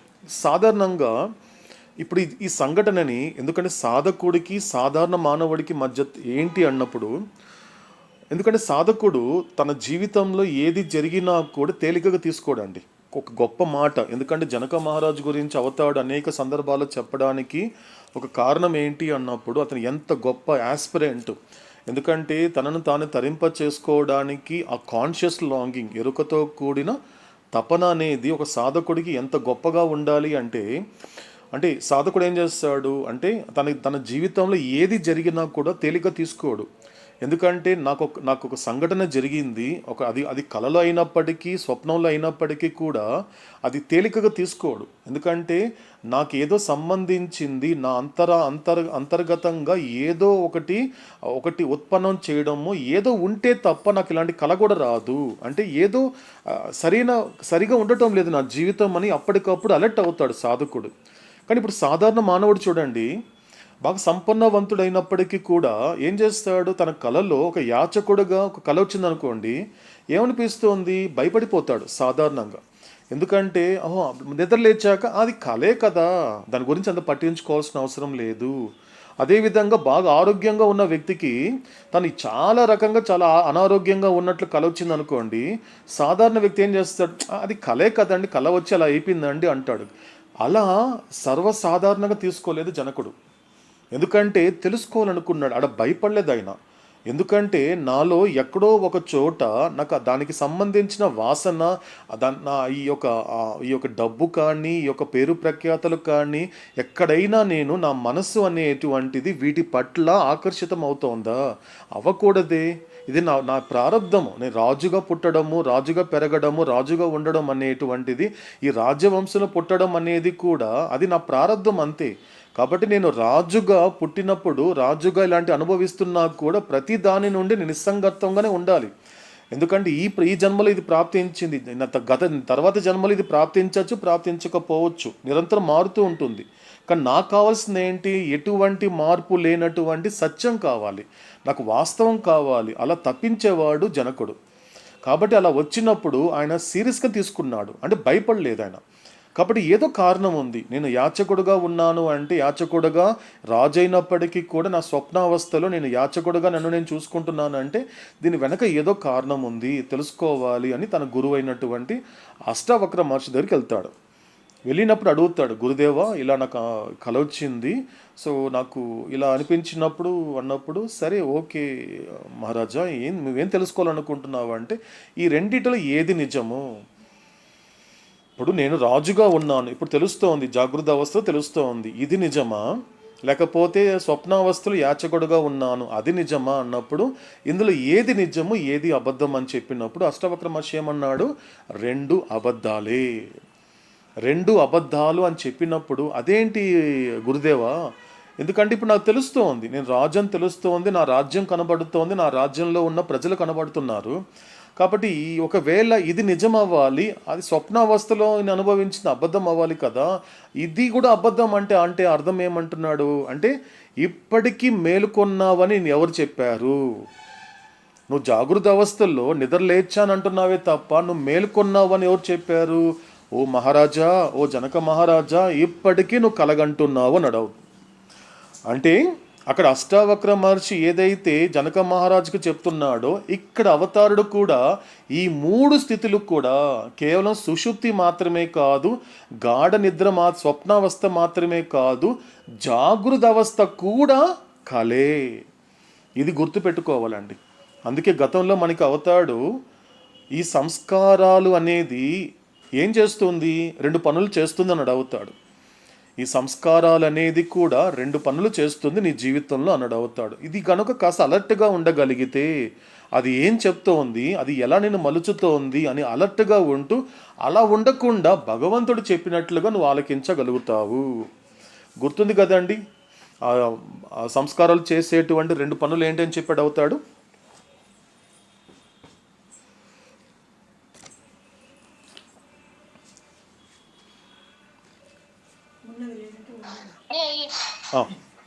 డ్రీమ్ ఆఫ్ క్రియేషన్ ని నిజమైనదిగా, శాశ్వతమైనదిగా చూపిస్తూ, అదే విధంగా అనవసరమైన బాధలకి సృష్టిస్తుంది. ఎస్, అంటే ఇక్కడ ఏం చెప్తున్నాడు అవుతా, అది సంస్కారాలు చేసే మొదటి పని ఏంటి అన్నప్పుడు, నీ కళ్ళ ముందు కనిపించే క్రియేషన్కి అనేం పేరు పెట్టాడు ఆయన? It's a dream of creation అన్నాడు. ఈ యొక్క భ్రాంతిపూర్వకమైనటువంటి ప్రపంచానికి అవతాడు పెట్టిన పేరేంటి? It is a dream of creation. అంటే డ్రీమ్ ఆఫ్ క్రియేషన్ అనేది నువ్వు సుషుప్తిలోనూ స్వప్నావస్థలోనూ కలగంటున్నప్పుడు అది మాత్రమే కాదు, నువ్వు ఉదయంతో మెలకు వచ్చినా కూడా you are still in deep sleep. ఇప్పటికీ నువ్వు ఎక్కడ ఉన్నావు? డ్రీమ్లోనే ఉన్నావు, కలగంటున్నావు. అంటే ఇది కూడా అబద్ధమే. అంటే సుషుప్తి కానీ యొక్క స్వప్నావస్థ కానీ జాగృత అవస్థ అనేది కూడా మూడు కూడా అబద్ధాలే. ఇది మనకి కొద్దిగా కనెక్ట్ చేసుకోవాల్సిన మాట అండి. గతంలో అవతాడు చెప్పిన మాటని ఇప్పుడు చెబుతున్నటువంటి మాటకి కనెక్ట్ చేసుకోవడమే. కాబట్టి నేను అవతాడు చెప్తూ ఎక్కడ మనకి ఆపడం జరిగింది అన్నప్పుడు సంస్కారాల గురించి, అంటే ఈ యొక్క తొలి సంస్కారము అంటే ఆ శూన్యం యొక్క ఒకటవ ప్రకటీకరణము భగవంతుడిలో తొలి చైతన్యం జాడకు కారణమయ్యింది. తర్వాత శూన్యత్వం యొక్క తొలి సంస్కారం అనేది ప్రకటితం అయ్యింది. ఈ తొలి సంస్కారమే చైతన్య వికాసంతో పాటు సంస్కారాలని ఉత్పన్నం చేసింది. అంటే ఏంటి చెప్పాడు అవుతాడు అంటే, ఒక్కసారి జరిగిపోయినటువంటి నిన్నటి నా కథని ఒక్కసారి రివిజన్ చేసుకోమంటున్నాడు అవుతాడు. ఏం జరిగింది నిన్నటి నా కథలో అంటే, వైండింగ్ ప్రాసెస్ ద్వారా నేను రాత్రి నుండి నా కథ మొదలైనప్పుడు ప్యారలల్గా ఏం జరిగింది? ఒకవైపు సంస్కారాలని పెంచుకున్నాను, మరోవైపు నా చైతన్యాన్ని వికసింప చేసుకున్నాను. అదే అంటున్నాడు అవుతాడు. అంటే సంస్కారాలని ఉత్పత్తి చేసింది అని చెబుతూ తర్వాత ఏమంటున్నాడు అవుతాడు? నేను చెప్పింది ఆ ప్రకారంగా సంస్కారాలన్నీ కూడా శూన్యానికి చెందినవే. ఇవన్నీ కూడా దేనికి సంబంధించింది, ఇవన్నీ కూడా ఆ శూన్యానికి సంబంధించిన అనే మాట చెప్తున్నాడు. కాబట్టి దాని గురించినటువంటి మరింత వివరణ మనకి అంజప్ప గారు మరియు అక్కమ్మ గారి ద్వారా ఆలకిద్దామండి.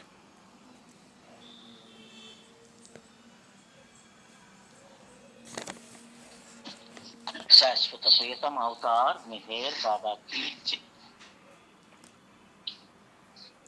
Accordingly, all impressions are of the nothing, and as nothing literally means nothing, these impressions are naturally nothing but mere impressions. But because it was through these very impressions of nothing that consciousness evolved fully and completely in man. The consciousness of man is closely linked with these impressions of nothing and makes man consciously experiences this false nothing as everything unreal. Impressions are such as play a vital role in the life of man until such time as they are completely wiped away, revealing and feeling consciousness from experiencing the false nothing as everything unreal. Consciousness, when relieved of all impressions, will no longer experience the false nothing as real, but it will experience reality as the unlimited self, means God.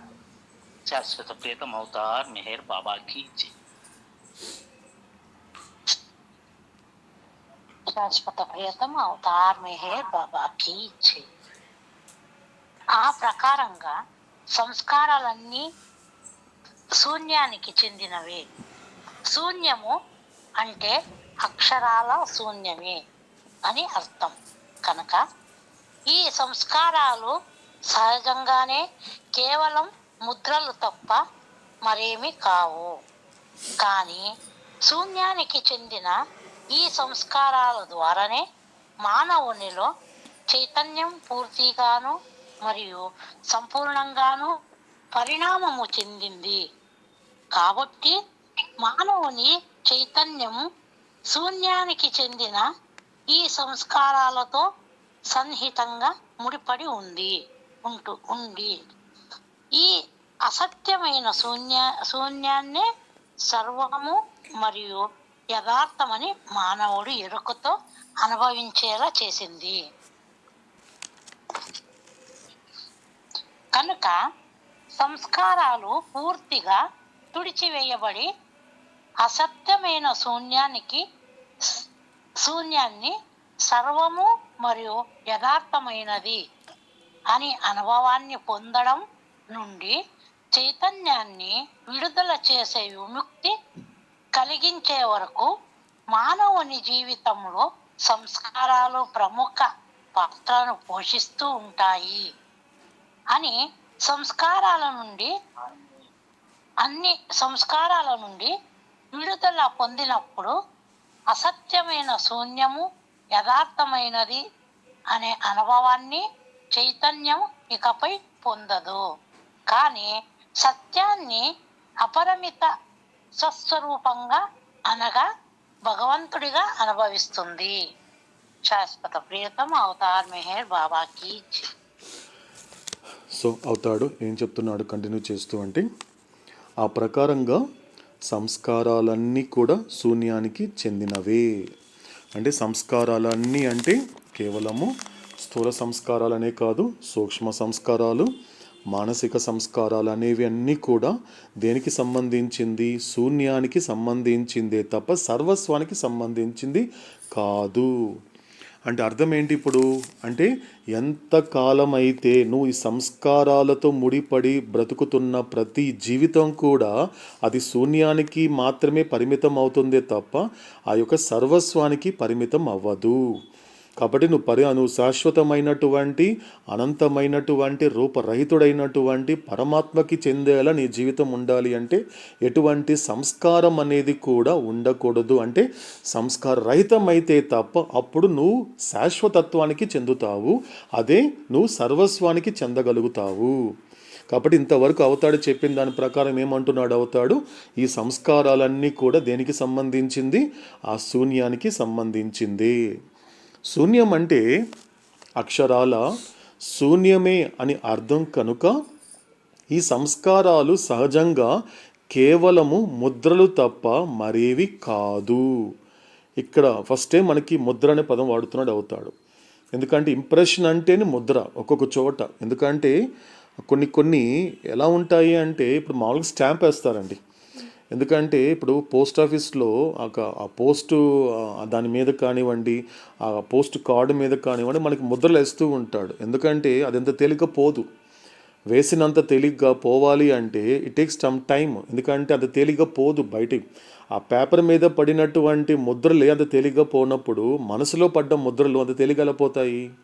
ఇవన్నీ ముద్రలు, ప్రతిదీ కూడా ప్రతి second కూడా అనేక ముద్రలు, లెక్కలేని ముద్రలు నువ్వు నీ మనసు మీద సంస్కారాలు వేస్తూనే ఉంది. ఇంప్రెషన్స్ అనేది ఆ ముద్రలు పడుతూనే ఉంది.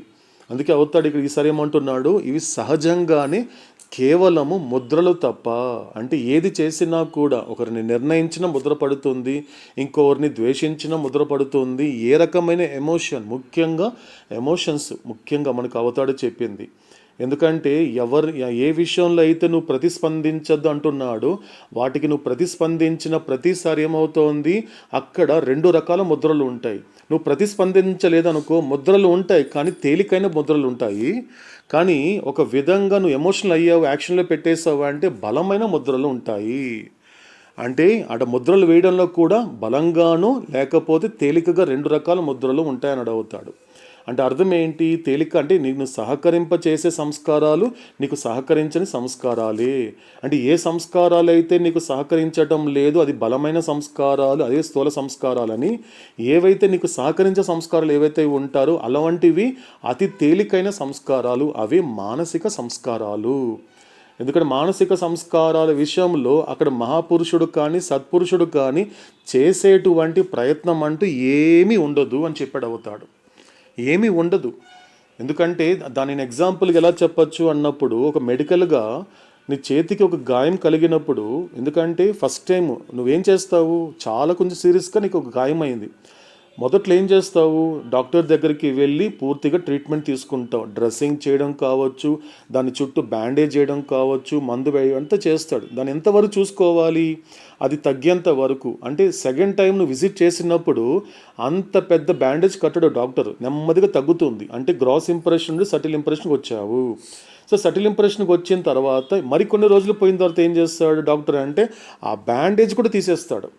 బ్యాండేజ్ కానీ దాని మీద మందు వేయడం కానీ ఏమీ జరగదు, అలా వదిలేండి అంటాడు. బట్ కొంచెం మీరు ఫుడ్ విషయంలో కాస్త పచ్చం ఉండండి అంటాడు, ఇంకేం తినకుండా ఉండంటాడు. అంటే అర్థం ఏంటి, ఎప్పుడైతే మానసిక సంస్కారాల దగ్గరికి ఎప్పుడైతే జీవుడు చేరుకున్నాడో అక్కడ చేయాల్సిన ప్రయత్నం అంటే ఏమీ లేదు, అన్నీ అప్రయత్నంగానే జరుగుతాయి. అంటే ఎప్పుడైతే ఆ యొక్క గాయం నాయమయ్యే టైంలో ఇంతవరకు నీకు పాత చర్మం పోయి కొత్త చర్మం వస్తుంది, ఒకసారి పొర వస్తుంది. ఒకసారి అబ్జర్వ్ చేస్తే అందరికీ అనుభవమేనండి ఇవన్నీ కూడా. అది తెలియకుండానే పై పొర ఒకటి వస్తుంది, అది తనకు తానే నయం చేసుకుంటుంది. అది అలా పొర వచ్చినప్పుడు, కొత్త చర్మం వచ్చినప్పుడు ఏం చేస్తుంది, ఆ పైన వచ్చినటువంటి పొర నువ్వేం ప్రయత్నం చేయాల్సిన అవసరం లేదు, అప్రయత్నంగానే అది తనకు తానే రాలిపోతుంది. అలాగే ఎప్పుడైతే ఉన్నత భూమిక మీద ప్రయాణం చేస్తున్నటువంటి 5వ భూమిక మీద ఉన్నటువంటి మహాపురుషుడు కావచ్చు, లేక 6వ భూమిక మీద ఉన్నటువంటి సత్పురుషుడు కావచ్చు, వాళ్ళిద్దరూ కూడా ఆ మానసిక సంస్కారాలని తగ్గించుకోవాలి, లేకుండా చేసుకోవాలని ప్రయత్నం అనేది వాళ్ళకు ఉండదు. అది సహజంగానే, అది అప్రయత్నంగానే అది దూరం అయిపోతుంది. అంటే ఆటోమేటిక్గా వాళ్ళు సంస్కార రహితం అయిపోతారు. అంటే అక్కడ ఏం అర్థమవుతుంది, అక్కడ వెళ్ళేసరికి మాత్రము అత్యంత తేలికైనటువంటి బంధనాలు అంటాడు అవుతాడు.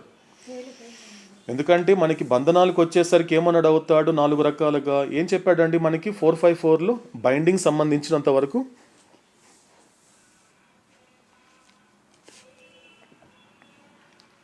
హెచ్బికి సంబంధించినంత వరకు ఆ 4 పాయింట్స్ ఏంటండి 454లో? సంజప్ గారు. ఎక్కువ ఆత్మల్లో జీ మీరు బాబు. సంజప్ గారు. ఎక్కువ ఆత్మలు అత్యంత బంధనం కలిగి ఉంటారు, తక్కువ ఆత్మలు తేలికైన బంధనం కలిగి ఉంటారు. ఫ్రీ సోల్స్ కి వచ్చేటప్పటికి అతి తేలికైన బంధనము కలిగి ఉంటారు సార్. ఓకే. ఎటువంటి బంధనము ఉండదు సార్. రైట్ అండి. సో ఇది 4 ఉంటుంది. అంటే have great binding, have little binding, have very little binding, no binding. ఈ 4 స్టేట్స్ ఉన్నాయి. మొత్తం కూడా 4 రకాలు ఉన్నాయి.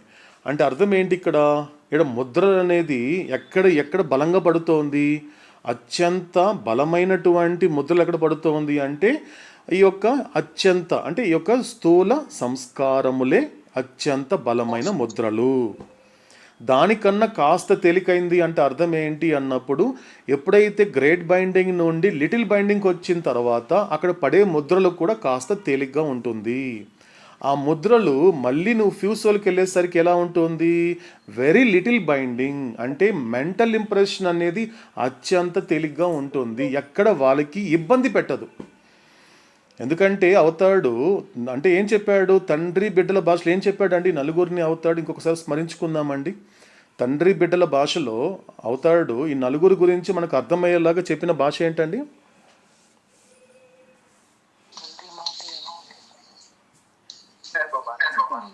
ఆంజనేయులు. స్థూల సంస్కారములతో సంసారం చేస్తున్న పరమాత్మ అంటే తండ్రి మాట వినని బిడ్డ దేవుడు దేహమయ్యాడు అని. ఓకే. సూక్ష్మ సంస్కారములతో సంసారం చేస్తున్న పరమాత్మ మాట వినే బిడ్డ జీవాత్మ దేవుడు ప్రాణమయ్యాడు. మానసిక సంస్కారంతో సంసారం చేస్తున్న అంటే తండ్రి మాట మాత్రమే వినే బిడ్డ జీవాత్మ ఇక్కడ దేవుడు మనసు అయ్యాడు. లాస్ట్ కి సంస్కారం రచన చేసుకొని తండ్రిలా తయారై తండ్రితో జీవిస్తున్న బిడ్డ కాదు తండ్రి అవుతాడు. అంటే దేవుడు అయ్యాడు. గుడ్ ఆంజనేయులు. అంటే ఒక మాటలో చెప్పాలి అన్నప్పుడు ఉన్న 4 విషయాలు ఏంటి అన్నప్పుడు మొదటిది ఏంటి? తండ్రి మాట వినని బిడ్డ, తండ్రి మాట వినే బిడ్డ, తండ్రి మాట మాత్రమే వినే బిడ్డ. చివరికి వచ్చేసరికి తండ్రిలా తయారైనటువంటి బిడ్డ కాదు, అటు తండ్రి అయిపోయాడు, ఆ బిడ్డ కూడా అయిపోయాడు. అంటే ఇక్కడ అర్థం ఏంటి? ముద్రలు అనేసరికి ఎక్కడికి అత్యంత తేలికైనటువంటి ముద్రలు. అంటే ఎలా ఉంటుంది అంటే ప్రియతముడు ఆ తండ్రి తలుచుకుంటే అలా ఏ రకంగానూ శ్రమింప చేయనటువంటిది, పని పెట్టనటువంటి ముద్రలు. తండ్రి మాట మాత్రమే వినే బిడ్డ అంటే ఒక్కసారి ఆ జీవితాన్ని ఊహించుకుంటే ఎంత గొప్పగా ఉంటుందండి.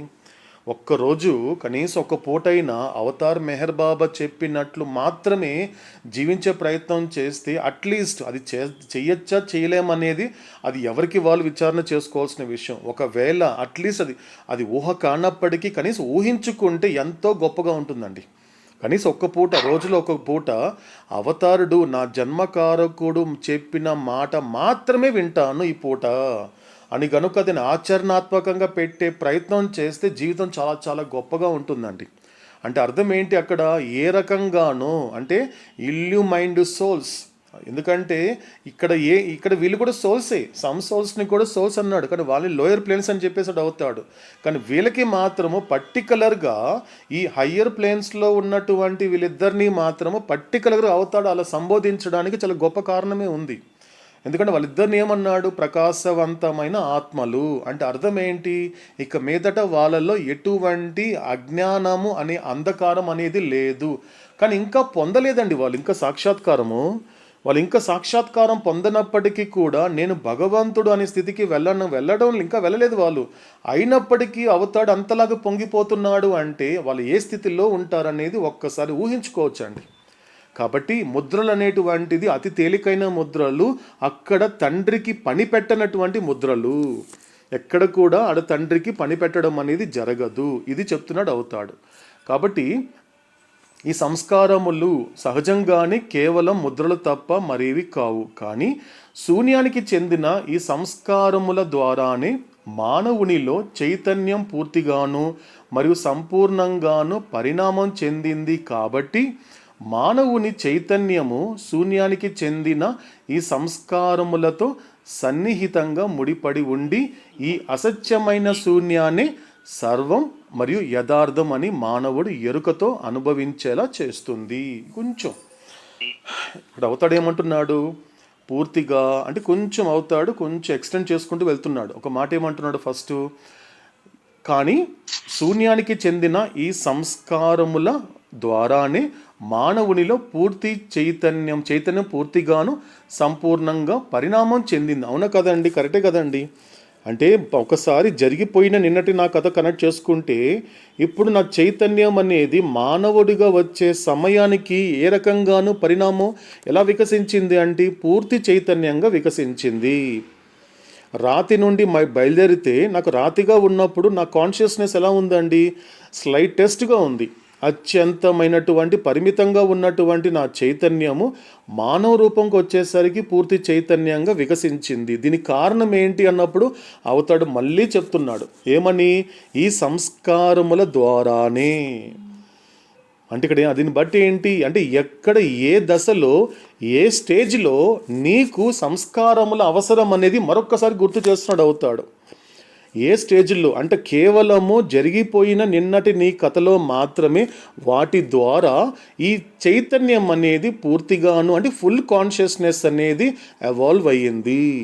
అంటే అర్థం ఏంటి, అది అవసరము ఎక్కడ, అది నువ్వు పూర్తి చైతన్యం పొందేంత వరకు మాత్రమే నీకు సంస్కారముల అవసరం అనేది ఉంటుంది. ఒక్కసారి పూర్తి చైతన్యం పొందిన తర్వాత నీకు ఎటువంటి స్థూల సంస్కారముల అవసరం అనేది లేదు, అవసరము రాదు, అవసరము ఉండదు అనే మాట మరొక్కసారి అవుతాడు ఈ మాట ద్వారా గుర్తు చేస్తున్నాడు. కాబట్టి మానవునిలో చెందింది కాబట్టి మానవుని చైతన్యము శూన్యానికి చెందిన ఈ సంస్కారములలో ముడిపడి ఉండి ఎలా ఉంటుంది? ఇంతవరకు ఏం చెప్పాడు అవుతాడు? సంస్కారాలన్నీ దేనికి చెందినవని చెప్పాడు? శూన్యానికి చెందినటువంటి ఈ సంస్కారములతో సన్నిహితంగా ముడిపడి ఉంటుంది. ఇది చాలా గొప్ప మాట అండి. ఎందుకంటే సాధారణంగా ఒక మనిషి సుఖపడుతున్నా బాధపడుతున్నా కూడా సాధారణంగా అతడు నిందించినా స్తుతించినా కూడా ప్రపంచాన్ని నిందిస్తాడు, ఏబీసీలని.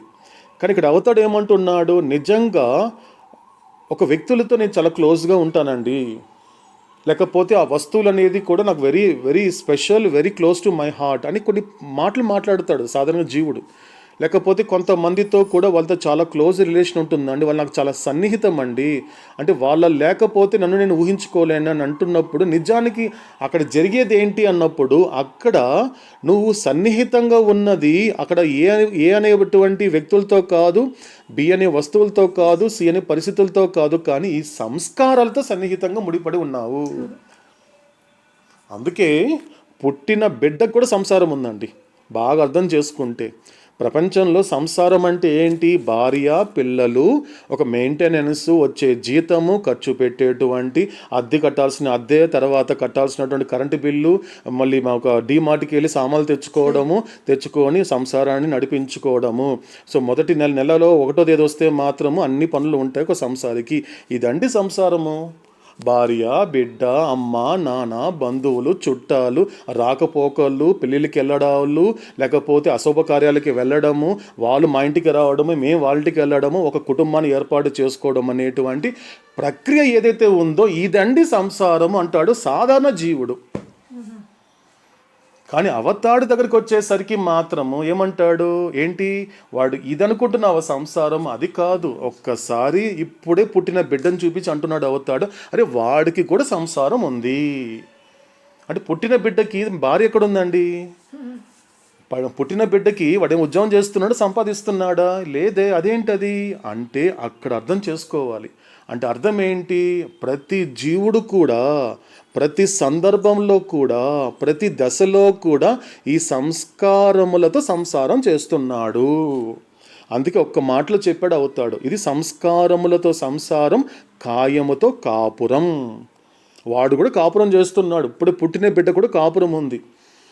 అంటే ఆడు పెళ్ళాం లేని కాపురమే తప్ప, భర్త లేని కాపురమే తప్ప, వాడు కూడా కాపురం చేస్తున్నాడు. దేంతో కాపురం చేస్తున్నాడు? ఆ కాయంతో కాపురం చేస్తున్నాడే. కాయం అంటే ఏంటి? శరీరము. వాడు సంస్కారంతో సంసారం చేస్తున్నాడు. ఆ మాట మళ్ళీ చెప్తున్నాడు అండి. ఎందుకంటే అవతారుడు ఈజ్ అ సంస్కారాల స్పెషలిస్ట్ అండి. సంస్కారాల స్పెషలిస్టు, ఇంకోటి ఏంటి? Consciousness specialist. ఈ రెండు చెప్పడంలో ఈ అవతారుడు హైలైట్ అండి. బాగా అర్థం చేసుకుంటే గత అవతారాల్లో కానీ ఏ లిటరేచర్లో కానీ ఇలాంటి మాటలు చెప్పబడలేదు. మరొక్కసారి స్మరించుకుందాం అవతారుడు చెప్పిన మాట. The root of all my explanations ఈ సంస్కారాస్. నేను ఏది మాట్లాడినా, ఏ సందేశం అందించినా కూడా వాటన్నిటికీ మూలమేంటి? సంస్కారములే. ఒక్కసారి దీని పట్ల నువ్వు గనుక ఒక గ్రిప్ తెచ్చుకోగలిగితే నీ జీవితము అత్యంత తేలికగా ఉంటుంది. నీ చుట్టుపక్కల ఎంత సీరియస్గా ఉండే పొజిషన్లో ఉన్నా, ఎటువంటి పరిస్థితుల్లో నువ్వు ఎంతలాగా ఉన్నప్పటికీ కూడా నువ్వు మాత్రం తేలిగ్గా ఉంటావు. నీకు బాధలు ఉంటాయి కానీ నువ్వు మాత్రము బాధపడవు. నీ చుట్టూ అనేకమైనటువంటి పరిస్థితులు ఉన్నప్పటికీ కూడా నువ్వు మాత్రం స్వేచ్ఛగా ఉంటావు, తేలికగా ఉండగలుగుతావు. ఎందుకంటే నీ జీవితంలో ఏదైనా జరిగినా, ఏదైనా జరగకపోయినా కూడా దానికి కారణము సంస్కారాలే అనేటువంటి కారణం పట్టుకున్న వాడికి కారణభూతుడే ఆధారం అవుతాడు. కాబట్టి ఇది అవుతాడు చెప్పే మాట. అదే మాట ఇక్కడ అదే అంటున్నాడు. ఏమంటున్నాడు అవుతాడు ఇక్కడ? ఆ యొక్క సంస్కారములతో సంహితిగా ముడిపడి ఉంటుంది. కాబట్టి ఏం జరుగుతుంది తర్వాత? ఈ అసత్యమైన శూన్యాన్ని సర్వము యథార్థమని మానవుడు ఎరుకతో అనుభవించేలా చేస్తుంది. ఏంటది? ఇదే సంస్కారాలు. అందుకేం చెప్పాడు అవుతాడు ఇంతకు ముందు మనకి? ఏం చెప్పాడు? నా అవతరణ గురించి ఏం చెప్పాడు అంటే, నువ్వు ఒక్క పని చేస్తే చాలురా ఈ జన్మలో, ఈ ఒక్క పని చేయరా అంటే ఏంటంటున్నాడు అంటే, ఏదైతే నువ్వు భ్రాంతికి సంబంధించినది నేను అబద్ధం అంటున్నా, అది ఏమీ లేదురా అంటున్నా. నువ్వు దుఃఖపడినా సంతోషపడినా కూడా ఏమీ లేదురా, నువ్వు దేనికి ప్రతిస్పందించాల్సిన అవసరం లేదు, అక్కడ ఏమీ జరగలేదురా అంటుంటే నువ్వేమంటున్నావు? లేదు బాబా, జరిగింది బాబా, నా కళ్ళ ముందు అంత ఘోరం జరిగినా కూడా ఏం జరగలేదంటే దాన్ని ఎలా అర్థం చేసుకోవాలి బాబా? వెంటనే హఫీజ్ చెప్పినటువంటి రెండో ప్రపంచానికి కనెక్ట్ అవ్వాలి. త్రిలోకాల్లో రెండోది ఏంటి? అది నా గురువు నుండి వినిన దానిని ఎన్నడూ తప్పు అని అనకు. About what you hear from the master, never say it is wrong. Baba ఏమంటున్నాడు నన్ను చూసి? నేను బాధపడుతూ ఉంటే నువ్వు బాధపడాల్సిన సందర్భం ఏమీ లేదురా ఇక్కడ అని చెబుతుంటే నేను తిరిగి బాబాతో ఏమంటున్నాను? బాబా యు ఆర్ రాంగ్, బాబా నువ్వు తప్పు, నువ్వు ఇంత జరుగుతుంటే ఏమి జరగలేదంటావేంటి? ఇంత జరుగుతోంది, ఇంత ఘోరాలు జరిగిపోతున్నాయి నా జీవితంలో, ఏమి జరగలేదంటున్నావే. కానీ హఫీజు రిక్వెస్ట్ చేశాడు సమస్త మానవాళికి, దయచేసి విత్ ఫోల్డెడ్ హ్యాండ్స్ దండం పెట్టి అడుగుతున్నాడు అందరినీ, ఎట్టి పరిస్థితుల్లో నువ్వు నీ గురువు నుండి వినే మాటల్ని తప్పు అని ఎన్నడూ అనకు. నెవర్. ఇది అవతారుడు ట్రాన్స్లేట్ చేసిన మాటలండి. నెవర్ అంటే ఏమంటున్నాడు? ప్రత్యక్షంగా పరోక్షంగా హఫీజ్ గురించి చెప్పినా కూడా ప్రత్యక్షంగా తనతో కనెక్ట్ చేస్తున్నాడు. రేపు నీకు ఏదో ఒక సందర్భంలో ఒక మాట చెప్పినప్పుడు నువ్వు నన్ను తిరిగి ప్రశ్నించి, బాబా ఇది ఎలా కుదురుతుంది బాబా, కాబట్టి యు ఆర్ రాంగ్ అనొద్దు, నన్ను రాంగ్ అనకండి, ఐఎమ్ నాట్ రాంగ్.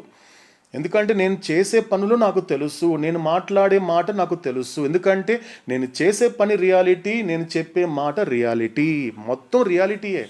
ఇవన్నీ కూడా శాశ్వతత్వానికి సంబంధించిందే తప్ప ఇదేది తప్పు కాదు అని చెప్తున్నాడు అవుతాడు. అంటే ఇక్కడ ఏమైపోయింది? సంస్కారాలు ఏం చేసింది? ఈ అసత్యమైనటువంటి శూన్యాన్ని అంటే భ్రాంతిని అంటున్నాడు అవుతాడు. ఈ భ్రాంతిని ఎలా నేను అనుభవింపజేస్తోంది? ఇది సర్వస్వము, ఇది యథార్థము. అందుకే జీవుడు అప్పుడు మాట్లాడుతూ ఉంటాడు, ఏంటంటే అలా ఉన్నారండి అంటే, ఎవరైనా వాడికి ఇష్టమైన వాడు శాశ్వతంగా దూరం అయిపోతే ఏమనిపిస్తుంది వాడికి? వాడే నా జీవితం అండి, వాడే నా సర్వస్వం అండి అనే పదం వాడతారండి. చూడండి, ఆ మాటలు మాట్లాడుతున్నప్పుడు ఆ జీవుడిలో ఉన్న సంస్కారాలు ఎంతలా జాదు చేసి ఉంటుందండి. ఇది సర్వస్వము. నీ కంటికి కనిపించే ఏ అనేటువంటి కదిలే వ్యక్తులు, బి అనేటువంటి కదలని వస్తువులు, కదిలేటువంటి వ్యక్తుల్ని కదలనివ్వకుండా కదలనటువంటి వస్తువులని కదిలేలా చేసేటువంటి పరిస్థితులే నాకు సర్వస్వము. అంటే ఏబీసీలే నాకు సర్వస్వము, ఈ లోకమే నాకు సర్వస్వము అనేలాగా అది నేను మలుచుతోంది. అందుకే అవుతాడు 2 చెప్తున్నాడు. అంటే అసత్యమైనటువంటి శూన్యాన్ని, అంటే భ్రాంతిని నేను ఎలా అనుభవింపజేస్తోంది ఆ సంస్కారాలు. మొదటిదేంటి? సర్వస్వము మరియు యథార్థం. ఇది నిజమండి, నా కళ్ళ ముందు నాకు కనపడుతోందండి. ఇది ఒక బర్త్ కానీ, డెత్ కానీ, వయసు కానీ, విర్చు కానీ, హ్యాపీనెస్ కానీ, మిజరీ అనేది నా కళ్ళ ముందు ఇదే కదండి యథార్థము అంటున్నాడు జీవుడు. కానీ అవతాడేమంటున్నాడు? ఇదంతా కూడా అసత్యమైనటువంటి శూన్యమే. కానీ ఈ సంస్కారాలు ఏం చేస్తోంది? ఇది సర్వస్వము అని యథార్థం అనే విధంగా మానవుడు ఎరుకతో అనుభవించేలా చేస్తోంది. అంటే అర్థం ఏంటి ఇక్కడ? ఒకటి, ఎటువంటి ఎరుక? 2 చెప్తున్నాడు అవుతాడు. ఎరుక, అనుభవం 2 వాడుతున్నాడు అవుతాడు. ఎరుక అంటే ఏంటి? నీ స్థూల శరీరం యొక్క ఎరుకతో, అదేవిధంగా స్థూల ప్రపంచం యొక్క అనుభవంతో ఉన్నాడు.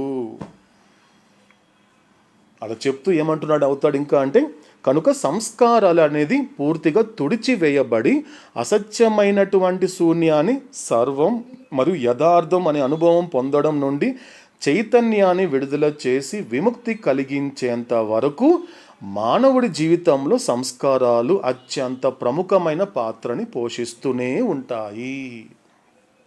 అంటే మోస్ట్ సోల్కి సంబంధించినంత వరకు ఏ సంస్కారాలు ముఖ్య పాత్ర పోషిస్తాయి? స్థూల సంస్కారాలు. సంస్థలకి సంబంధించినంత వరకు వాళ్ళ జీవితంలో ముఖ్య పాత్ర పోషించేది ఎవరు? సూక్ష్మ సంస్కారాలు. సో ఫ్యూ సోల్కి సంబంధించినంత వరకు వాళ్ళ జీవితంలో ముఖ్య పాత్ర పోషించేది ఏ సంస్కారాలు? మానసిక సంస్కారాలు. అంటే అర్థం ఏంటి ఇక్కడ? పూర్తిగా అంటే ఇది పూర్తిగా తుడిచివేయబడాలి. తుడిచివేయబడడం అంటే ఏంటి? సంస్కార రహితం చేసి, అదేవిధంగా అసత్యమైన శూన్యాన్ని ఈ సర్వము మరియు యథార్థం అనే అనుభవం పొందడం కోసము చైతన్యము విడుదల చేసి విముక్తి కలిగించేంత వరకు. చైతన్యాన్ని విడుదల చేయడం అంటే అర్థం ఏంటి? అంటే పూర్తిగా నీకున్నటువంటి గ్రాస్ బాడీ కాన్షియస్ నుండి నీకు విడుదల వస్తే తప్ప నీకు సటిల్ బాడీ యొక్క కాన్షియస్ రాదు. అదేవిధంగా సటిల్ బాడీ యొక్క కాన్షియస్నెస్ నుండి నీకు విడుదల కానంత వరకు మెంటల్ బాడీ కాన్షియస్ నీకు రాదు. ఆ చివరికి మెంటల్ బాడీ కాన్షియస్నెస్ నుండి పూర్తిగా నీకు స్వేచ్ఛ వస్తే తప్ప స్వస్వరూపం యొక్క ఎరుక నీకు రాదు. అంటే నీకేం కావాలి ఇక్కడ? నీకు పూర్తిగా నీకు కావాల్సినటువంటిది నీకు ఒక విడుదల కావాలి, ఫ్రీడమ్ కావాలి. ఎందుకంటే ఆ విముక్తి కలగాలి. అందుకే మనకి హఫీజ్ కూడా ముల్లోకాలలో 3వ మాట ఏం చెప్పాడు? ఎందుకు నా గురుకి బానిసగా ఉన్నాను? లోకానికి ఉండొచ్చు, లేకపోతే ఇంట్లో వాళ్ళకి ఉండొచ్చు, నా స్నేహితులతో ఉండొచ్చు, నా తల్లిదండ్రులకి నేను బానిసగా ఉండొచ్చు, నా భార్య బిడ్డలకి బానిసగా ఉండొచ్చు. ఉండకుండా ఎందుకు గురువుకి మాత్రమే బానిసగా ఉండాలి అంటే అత్యద్భుతమైన కారణం చెప్పాడు హఫీజ్. అజ్ఞాన బంధనము నుండి నన్ను విముక్తిని చేసిన నా గురువుకి బానిసని. అంటే గురువుని ఏం కోరుకోవాలి? దేని నుండి స్వేచ్ఛని కలగాలి అంటే నువ్వు పడే బాధ నుండి స్వేచ్ఛని కోరుకోకూడదు. నువ్వు అనుభవించేటువంటి అనారోగ్యం నుండి స్వేచ్ఛను కోరుకోకూడదు. నువ్వు పడే బాధల నుండి స్వేచ్ఛను కోరుకోకూడదు. నువ్వు అనుభవించేటువంటి కష్టాల నుండి స్వేచ్ఛను కోరుకోకూడదు.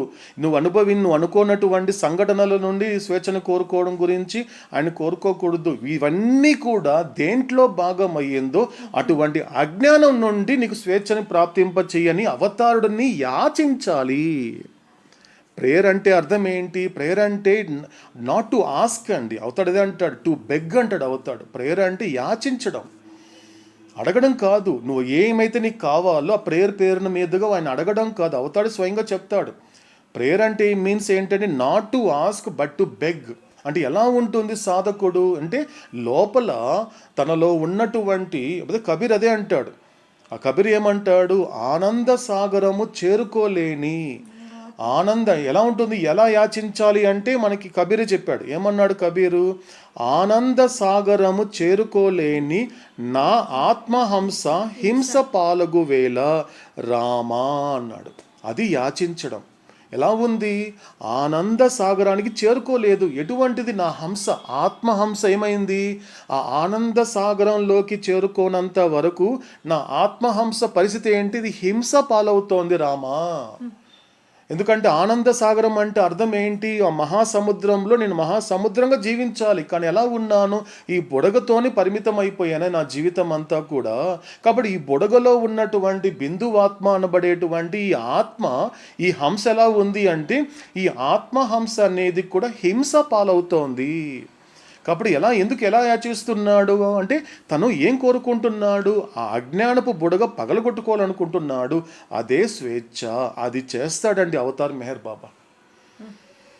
అవతార్ మెహర్ బాబాని కోరుకోవడం ఏంటి అన్నప్పుడు పరిపక్వత అంటాడు అవతాడు. అంటే ఎంతకాలం అయితే వచ్చిన మొదటి సంవత్సరము అవతార్ మెహర్ బాబా, ఇప్పుడు నా బోటి వాడండి, మెహర్ బాబా దగ్గరికి వచ్చిన మొదటి సంవత్సరము, ఓహో బాబా ఏం చేస్తాడు? కోరికలు తీర్చాడు, అవసరాలు తీరుస్తాడు కదా, ఓకే మెహర్ బాబాని అవసరాలు తీర్చేస్తాడు, అయిపోయింది. ఒక 10 ఏళ్ళు అయింది, మళ్ళీ సేమ్ అదే స్థితిలో అదే స్థాయిలో ఉన్నా. ఇలా మళ్ళీ ఓ బాబా కోరికలు తీర్చాడని నాకు అవసరాలు తీరుస్తున్నాడు అండి, కాబట్టి మెహర్ బాబాని అవసరాలు తీరేంత వరకు నేను వాడేసుకుంటాను.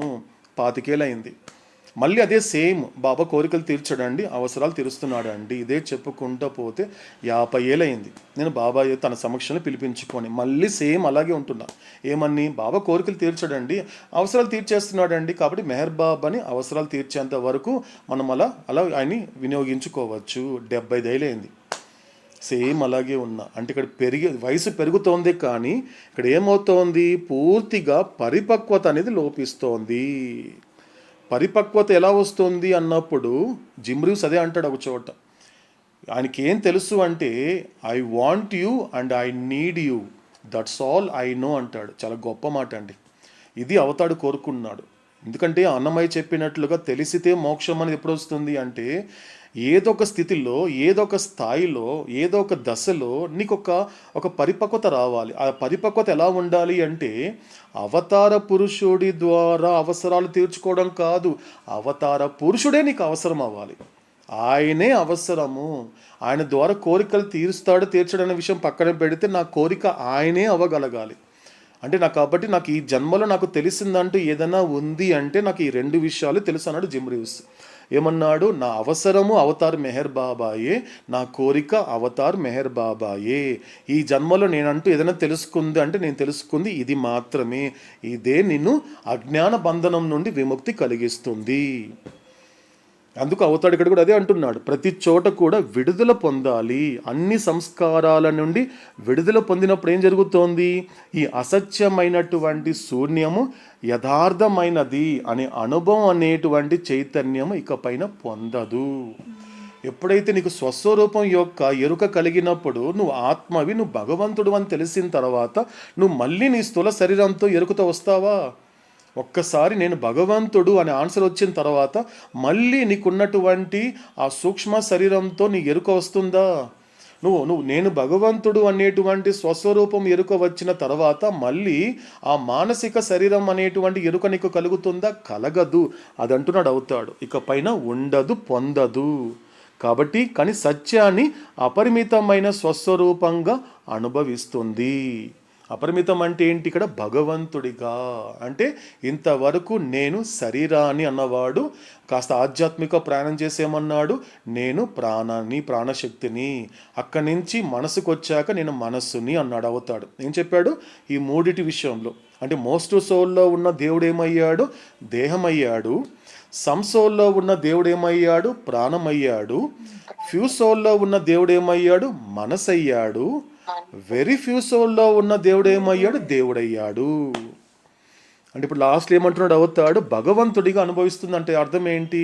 ఇంతవరకు నాలో ఉన్న భగవంతుడు ఎరుక లేని దైవత్వంగా ఉన్నాడు కాబట్టి దేహంగాను ప్రాణంగాను మనసుగా ఉన్నటువంటి వాడు ఇప్పుడు స్వస్వరూపంగా నేను భగవంతుడు అనేటువంటి ఆ యొక్క అంటే ఆదిమూల వాస్తవమైన సమాధానాన్ని సంప్రాప్తింప చేసుకున్నాడు. ఏంటది? Original real answer. ఆన్సర్ దేనికి సంబంధించిన క్వశ్చన్ అది అంటే నేనెవరు అనే ప్రశ్నకి ఎక్కడ పడింది ఆన్సరు? ఇక్కడ చివరికి ఈ యొక్క స్వస్వరూపంగా ఎరుక వచ్చినప్పుడు మాత్రమే అటువంటి ఆ చైతన్యము, ఆ ఎరుక నీకు కలుగుతుంది అంటున్నాడు అవుతాడు. కాబట్టి అవతాడు చెప్పేటువంటి తర్వాత మాటల్ని మనము ఇందుమతి గారు మరియు దుర్గశ్రీ గారి ద్వారా ఆలకిద్దామండి. అవతార్ మెహర్ బాబా की जय. As long as impressions persist and continue to impress the consciousness of man, these impressions activated and generated by the energy of man are being constantly imprinted on the mind of man and are being retained or stored in his subconsciousness. Some of these impressions remain dormant in the subconsciousness of man for hours or days or years, and sometimes for lifetimes. But most of them get projected through the subconsciousness of man every moment of his life while he expresses semi-conscious and fully conscious states, that is, the dream and awake states respectively. Avatar Meher బాబాకి జై. శాశ్వత ప్రియతమ Avatar Meher బాబాకి జై.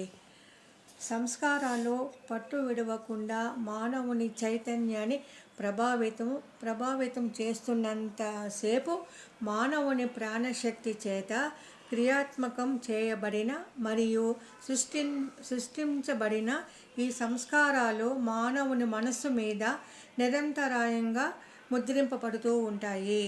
అటువంటి సంస్కారాలు మానవుని ఉపచైతన్యంలో నిలిచి ఉంటాయి లేదా నిల్వ చేయబడతాయి. ఈ సంస్కారాలలో కొన్ని మానవుని ఉపచైతన్యంలో కొన్ని గంటల పాటు లేదా కొన్ని రోజుల పాటు లేదా కొన్ని సంవత్సరాల పాటు మరియు కొన్ని సందర్భాలలో కొన్ని జీవితకాలాల పాటు నిద్రాణమై ఉంటాయి. కానీ వాటిలో ఎక్కువ శాతం సంస్కారాలు అతని జీవితంలో ప్రతి క్షణం మానవుని పాక్షిక ఎరుకగల మరియు ఎరుక పూర్తిగా ఉన్న స్థితులను అనగా వరుసగా స్వప్న మరియు జాగ్రత్త అవస్థలను అనుభవించేటప్పుడు మానవుని ఉపచైతన్యం ద్వారా విక్షేపం చెందింపబడతాయి. శాశ్వత ప్రియతమ అవతార్ మెహర్ బాబాకి జై. సో కంటిన్యూ చేస్తూ అవతాడు ఏమంటున్నాడంటే, సంస్కారములు పట్టు విడవకుండా మానవుని చైతన్యాన్ని ప్రభావితం చేస్తున్నంతసేపు మానవుని ప్రాణశక్తి చేత క్రియాత్మకం చేయబడిన మరియు సృష్టించబడిన ఈ సంస్కారములు మానవుని మనసు మీద నిరంతరంగా ముద్రింపబడుతూనే ఉంటుంది. అంటే ఇక్కడ ఏం చెయ్యాలి? ఇక్కడ పట్టు విడవకుండా అంటే అర్థం ఏంటి? సహకరించడం లేదు. ఎందుకంటే ఈ యొక్క జీవుడు ఎవరి పట్టులోకి వెళ్ళిపోయాడు? సంస్కారాల పట్టులోకి వెళ్ళిపోయాడు. ఇంతకుముందు చెప్పినట్లుగా జీవుడు ఎవరితో సంసారం చేస్తున్నాడు అంటే సంస్కారాలతో సంసారం చేస్తున్నాడు. జీవుడు ఎవరితో కాపురం చేస్తున్నాడు అంటే కాయంతో కాపురం చేస్తున్నాడు. ఒక 2 ముక్కలు చెప్పేసాడు అవుతాడు. కాబట్టి జీవుడి సంస్కారములతో సంసారము, జీవుడి కాయముతో కాపురం. ఎందుకంటే మోస్ట్ కానీ, సమ్ము కానీ, ఫ్యూ కానీ వీళ్ళు ముగ్గురు సంసారం చేస్తున్నారు. కానీ ఇక్కడ ఏం మారింది? అక్కడ దశలు మారిందే తప్ప సంస్కారాలు మారలేదు, కాయం మారలేదు. ఎందుకంటే మోస్ట్ సోల్కి సంబంధించినంత వరకు ఏం చేస్తున్నాడు? అతడు తన స్థూల సంస్కారములతో సంసారం చేస్తున్నాడు కాబట్టి అతడు తన స్థూల కాయంతో కాపురం చేయవలసి ఉంటుంది. సంస్థలకు వచ్చేసరికి ఏముంటుంది? సూక్ష్మ సంస్కారములతో అతడు సంసారం చేస్తున్నాడు కాబట్టి అతడు తన సూక్ష్మ కాయంతో కాపురం చేయవలసి ఉంటుంది. ఇక ఫ్యూసల్కి వచ్చేసరికి మాత్రము అతడి సంసారం ఎలా ఉంటుంది? అతడు తన మానసిక సంస్కారములతో సంసారం చేస్తున్నాడు కాబట్టి అతడు తన యొక్క మానసిక కాయంతో కాపురం చేయాల్సి ఉంటుంది. ఇక మీదట సంసారం కానీ కాపురం కానీ ఎవరికి ఉండదు అంటే ఆత్మ సాక్షాత్కారం పొందిన వాడికి. అంటే 4 ఆత్మల్లో ఎవరికి సంసారం లేదు, ఎవరికి కాపురం చేయటం లేదు అంటే వెరీ ఫ్యూ సోల్ మాత్రమే. అంటే పట్టు అనేది కూడా ఈ సంస్కారాల విషయంలో ఈ కరెక్ట్గా చెప్పాలి అంటే, ప్రత్యక్షంగా చెప్పాలి అంటే మోస్ట్ సమ్మే. ఫ్యూ అనేది మాత్రం పట్టు ఉండదు. ఎందుకంటే ఏం చెప్పాడు గతంలో మనకి అవుతాడు? వీళ్ళిద్దరినీ కూడా ఒక కేటగిరీకి పెట్టేశాడు అవుతాడు. ఏమంటున్నాడు? మోస్ట్ కానీ సమ్ము కానీ వీళ్ళిద్దరు కూడా ఎంత అతను 4వ భూమిక వద్దకు చేరుకున్న మహాయోగి అయినప్పటికీ నా దృష్టిలో ఒక రకంగా చెప్పాలి అంటే ఆ 4వ భూమిక దాటనంత వరకు I consider my self so తను ఏమంటున్నాడు? ఇది గమనించినంత వరకు, నాకు సంబంధించినంత వరకు సమ్ సోల్స్ కూడా మోస్ట్ సోల్ లెక్కే. అందుకే ఇద్దరిని కలిపి ఏమని అడుగుతాడు? వీళ్ళిద్దరు కూడా ఉన్నది ఇటువంటిది, వీళ్ళిద్దరు కూడా వాళ్ళ మనసులకి బానిసలే.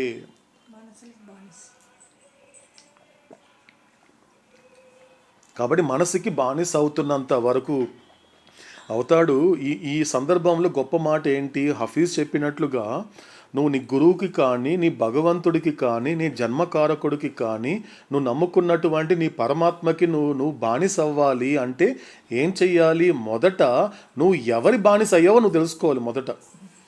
బాబా ఏమంటున్నాడు, నువ్వు నాకు ఎందుకంటే ఎలా ఉండాలి, నీ యొక్క జన్మ పరమార్థం ఎప్పుడు తెలుస్తుంది అంటే నువ్వు నా కాళ్ళ కింద ధూళిలా ఉండగలగాలి అంటాడు. ఎందుకంటే అప్పుడు మాత్రమే తెలుస్తుంది. ఎందుకంటే అత్యున్నతమైనటువంటి స్థానము, అత్యున్నతమైన స్థితి అంటూ ఏదైనా ఉంది అంటే హఫీజ్ చెప్తాడు ఒక చోట, తనకి రియలైజేషన్ వచ్చినప్పుడు 2 గజల్స్ రాస్తాడండి. మీ అందరికీ తెలిసే ఉంటుంది, ఎందుకంటే 2 గజల్స్ రాస్తాడు ఇమ్మీడియట్గా. ఇది ప్రపంచంలో ఎవరికి తెలియదండి, అవతాడు మాత్రమే రివీల్ చేశాడు.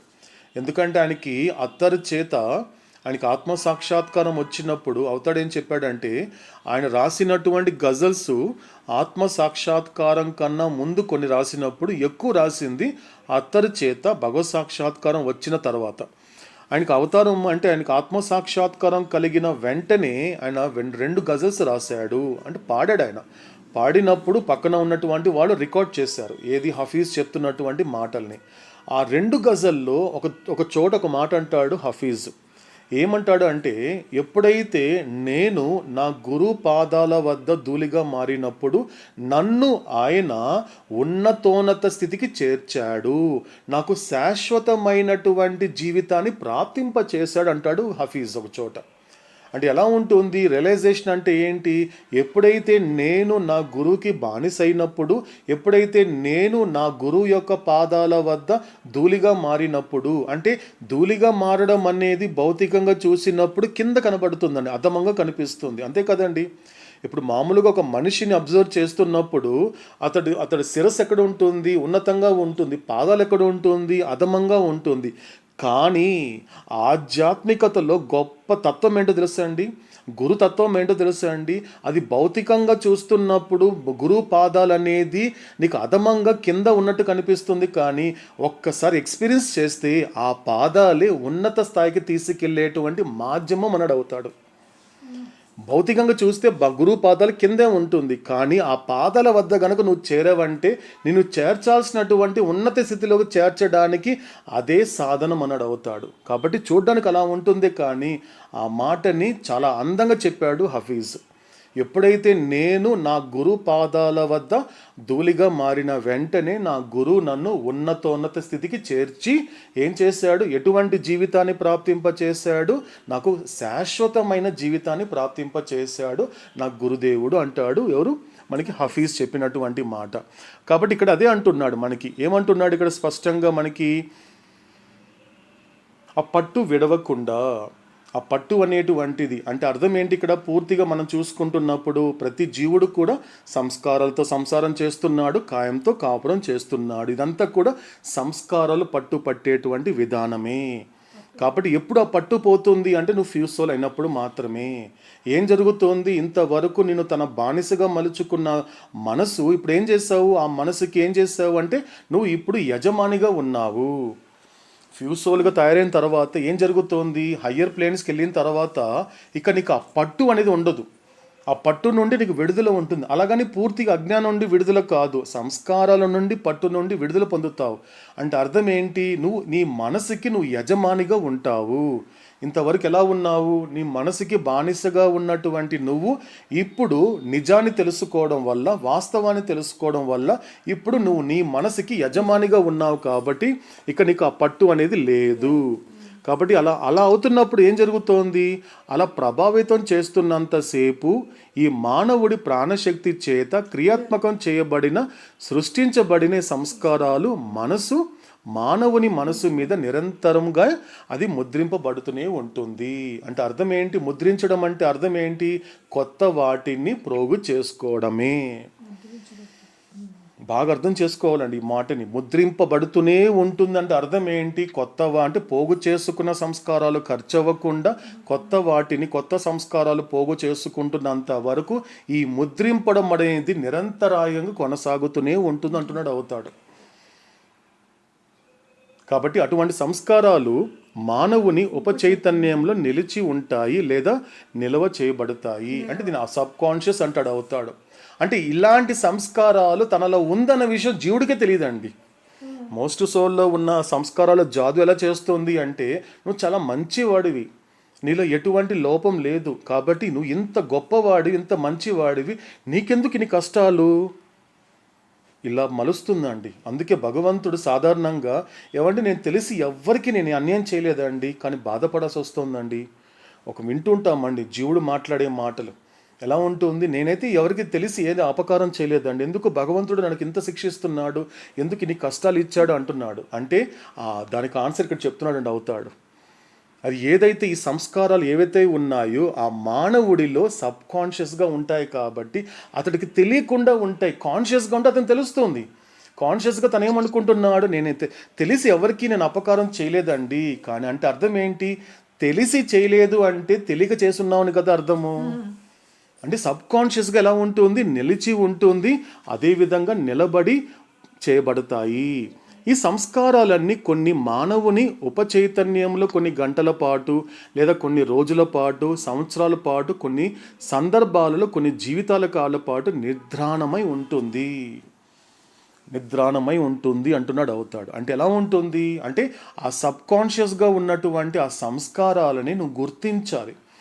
ఎందుకంటే మాటి మాటికి సో నేనేం చేయలేదు, నాకెందుకు ఇన్ని బాధలు, నేను అసలు ఎవరికి ఏమీ చేయలేదు కదా, వాళ్ళ వల్ల అనవసరంగా బాధపడుతున్నాను అని నువ్వు ఏదైతే నీలో ఉన్న సంస్కారాలను విసిరిన బంతి గురించినటువంటి ఎరుక రానంత వరకు ఏమవుతోంది, ఆ సంస్కారాలు అనేది అవుతాడు ఎంత గొప్పగా చెప్పాడు చూడండి. అంటే అది ఒక గంటల పాటు కానీ, అంటే ఒక రకంగా నువ్వు గనుక అంటే ఒక జన్మల నుండి సంవత్సరాలకి, సంవత్సరాల నుండి రోజులకి, రోజుల నుండి గంటలకి రాగలుగుతాడు సాధకుడు. ఎందుకంటే దాన్ని పొడిగించాడు. నా జీవితంలో ఏదైనా జరిగింది అంటే ఖచ్చితంగా నేను ఏదో చేస్తున్నాను, అది తెలిసి కానీ తెలియక కానీ ఏదో చేస్తున్నాను కాబట్టి నా జీవితంలో కొన్ని సంఘటనలు జరుగుతున్నాయి అని గుర్తిస్తాడండి ఎవరు, సాధకుడు మాత్రమే. అప్పుడు ఇలా పొడిగించుకోడు, అంటే గంటల నుండి, రోజుల నుండి, సంవత్సరాలు, జన్మల వరకు పొడిగించుకోడు. కానీ సాధారణంగా మోస్ట్ అలా పొడిగించుకుంటూ పోతాడు. కాబట్టి నేనేం చేయలేదు కాబట్టి ఈ బాధ తప్పించుకోవడానికి నేను ఏ పూజ చేయాలి, ఏ కర్మకాండ చేయాలి, ఎటువంటి పుణ్యక్షేత్రాలు తిరగాలి అనేది చేసుకుంటూ దానిని పూర్తిగా ఇలా పెంచుకుంటూ పోతాడు తప్ప తనలో తాను విచారించుకోడు. కానీ సాధకుడు ఏం చేస్తాడు, ఇలా దాన్ని కొనసాగనివ్వడండి. ఏం చేస్తాడు, జన్మలు పట్టేటువంటి సంస్కారాలని సంవత్సరాలకి దిగజారుస్తాడు, సంవత్సరాలు పట్టేటువంటి దానిని ఏం చేస్తాడు, రోజులకు తీసుకొస్తాడు, రోజులుగా ఉన్నటువంటి సంస్కారాలని కొన్ని గంటల పాటు అనుభవించేస్తాడండి. ఇది చెప్తున్నాడు అవుతాడు. అంటే సబ్ కాన్షియస్గా ఉన్నటువంటి ఆ సంస్కారాలను తను కాన్షియస్గా అనుభవిస్తాడు. కాన్షియస్గా అనుభవించడం అంటే ఏదో సాధన కాదండి, గుర్తించడమేనండి. భగవంతుడు అంటే శివుడు ఆజ్ఞ లేనిదే చీమని కుట్టదు అంటే అర్థం ఏంటి, చీమ కుట్టడం అనేది ఫలితము. అంటే చీమ నిన్ను కుట్టింది అంటే గతంలో నువ్వు ఒక కర్మ చేశావు. ఎటువంటి కర్మ చేశావు, ఏ చీమ అయితే నిన్ను కుట్టిందో ఆ చీమకి గతంలో ఒక కర్మ చేయడం వల్ల దాన్ని బాధ పెట్టడం అనే కర్మ చేశావు కాబట్టి ఆ ఫలితమే తిరిగి నేను చీమ చేత కుట్టించేలా చేశాడు ఆ శివుడు. ఒక్కసారి అర్థం చేసుకుంటే నన్ను నేనేం హాని చేయలేదు, చీమ ఎందుకు కొట్టింది అంటే అది కాదండి, అది కాదు. అప్పుడప్పుడు సబ్ కాన్షియస్గానే ఉండిపోతుంది సంస్కారాలు. సబ్ కాన్షియస్లో కనుక అలా ఉండిపోతే మాత్రము అక్కడ ఇబ్బంది అవుతుంది నీ ఆధ్యాత్మిక ప్రయాణంలో. కాబట్టి సబ్ కాన్షియస్గా ఉన్న దానిని కూడా నువ్వు కాన్షియస్గా తెచ్చుకోవాలి, ఎరుకులకు తెచ్చుకోవాలి, తెలుసుకోవాలి. అవతాడేమంటున్నాడు, గొప్ప మాట అంటున్నాడు. మొత్తం వేదమంతా సారా అని ఒక చోట అవతాడు ఒక మాట అంటాడండి. కొన్ని చోట్ల వేదాన్ని గురించి చెబుతున్నప్పుడు, వేదాంతాన్ని చెబుతున్నప్పుడు అవతాడు ఒకే ఒక మాటలో చెప్పాడు వేదాంత సారాన్ని. ఏమిటి అంటే ఏది కూడా అకారణంగా జరగదు.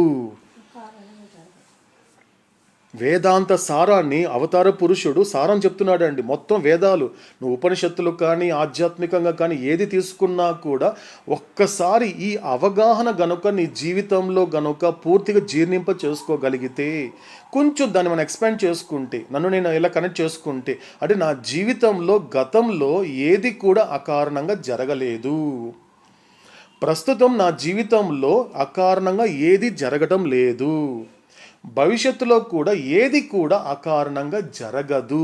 ఇది నిర్భయంతో కూడిన నిర్ణయించుకోవాలండి. ఇది నిర్భయంతో కూడిన నిర్ణయం అంటాడు అవుతాడు. కాబట్టి ఏదైనా దానికి కారణం ఉంటుంది. ఆ కారణం ఏదో కాదు, ఈ సంస్కారాలే. కానీ వాటిలో ఎక్కువ శాతము సంస్కారములు అతని జీవితంలో ప్రతి క్షణము మానవుడు పాక్షిక ఎరుక గల మరియు ఎరుక పూర్తిగా ఉన్న స్థితులను అనగా వరుసగా స్వప్న జాగృత అవస్థలను అనుభవించేటప్పుడు మానవుని ఉపచైతన్యం ద్వారా విక్షేపం చెందింపబడతాయి. అంటే సబ్కాన్షియస్గా ఉన్నవి ఏం జరుగుతాయి అన్నప్పుడు మ్యాక్సిమం ఎక్కడ జరుగుతోంది, కొన్ని జాగృత అవస్థలోను కొన్ని స్వప్న అవస్థలు జరుగుతాయి. ఇంతకుముందు జనక మహారాజ్ చెప్పినట్లు, జనక మహారాజు కల్లో ఏం కనిపించింది, తనను తాను యాచకుడుగా చూసుకున్నాడు అంటే ఎక్కడో ఒక చోట దానికి సంబంధించినటువంటి సంస్కారం అతనిలో ఉంది. అంటే ఏం చేస్తూ ఉంది, ఒక సంపద ఉన్నప్పుడు ఒకవేళ ఈ సంపద పోతే మన పరిస్థితి ఏంటండి అని ప్రతి సంపన్నుడికి తెలుస్తుందండి. ఎవరైనా కూడా ఇంత డబ్బు ఉంది కదా మనకి, ఒకసారి మొత్తం డబ్బంతా పోతే మన పరిస్థితి ఏంటండి అని ప్రతి సంపన్నుడికి భయం ఉంటుంది. అదేవిధంగా ఆరోగ్యాన్ని అనుభవించే ప్రతి ఆరోగ్యవంతుడికి కూడా ఇంత బాగున్నాం కదా, రేపు ఏదైనా అనారోగ్యం వస్తే పరిస్థితి ఏంటి అంటే అర్థం ఏంటి, ఇదంతా కూడా అంటే ప్రస్తుతం నువ్వు అనుభవించేటువంటి పరిస్థితిని దానికి వ్యతిరేకమైన అంశం ఉంటుంది కాబట్టి అది అప్పుడప్పుడు పరిచయం చేస్తుంటుంది నిన్ను. ఆరోగ్యంగా ఉన్న వాడిని అనారోగ్యం అనేటువంటిది పలకరిస్తుంది, సంపద ఉన్నటువంటి వాడిని దారిద్ర్యము పలకరిస్తుంది, సౌకర్యాలతో ఉన్నటువంటి వాడిని అసౌకర్యాలు పలకరిస్తుంది. అంటే అర్థం ఏంటి ఇక్కడ అంటే ఇక్కడ మాత్రము నువ్వు పూర్తి అంటే కాన్షియస్గా నువ్వు ఏం అనుభవిస్తున్నావు, సంపదని అనుభవిస్తున్నావు, కానీ సబ్ కాన్షియస్గా దారిద్ర్యం నీకు కనపడుతోంది. కాబట్టి నువ్వు కాన్షియస్గా ఏం అనుభవిస్తున్నావు, ఆరోగ్యాన్ని అనుభవిస్తున్నావు, కానీ సబ్ కాన్షియస్గా నీకు అనారోగ్యం అనేది పలకరిస్తోంది. నువ్వు కాన్షియస్గా నువ్వు తీసుకున్నప్పుడు కంఫర్టబుల్ లైఫ్ లీడ్ చేస్తున్నావు, కానీ ఎక్కడో ఒక చోట ఈ యొక్క సబ్ కాన్షియస్లో ఉన్నటువంటి అన్కంఫర్టబుల్ అనేది నేను డిస్టర్బ్ చేస్తోంది. అంటే ఇవన్నీ ఎక్కడ నీకు విక్షేపం అవుతున్నాయి, ఎక్కడ ఖర్చు అవుతోంది అన్నప్పుడు కొన్ని జాగృత అవస్థలో ఖర్చు అవుతున్నాయి, కొన్ని మాత్రము స్వప్న అవస్థలో ఖర్చు అవుతున్నాయి. ఇది మనకు అవుతాడు ఇలా ఈ యొక్క అవస్థాత్రయం గురించి చెబుతున్నాడు. కాబట్టి ఇంకా అవతాడు చెప్పేటువంటి అద్భుతమైన అపురూపమైనటువంటి మాటలని ఎంతో శ్రమ కూర్చి చెబుతున్నటువంటి మాటలలోని ఆ ప్రతి అక్షరాన్ని కూడా తర్వాత మెహరోపాసనంలో శ్రద్ధతో ఆలకించే ప్రయత్నం చేద్దాం. శాశ్వత ప్రీతమ అవతార్ మెహర్ బాబా కీ జై. ఓకేనండి. సో ఏదైనా క్లారిఫికేషన్స్ ఉన్నాయండి?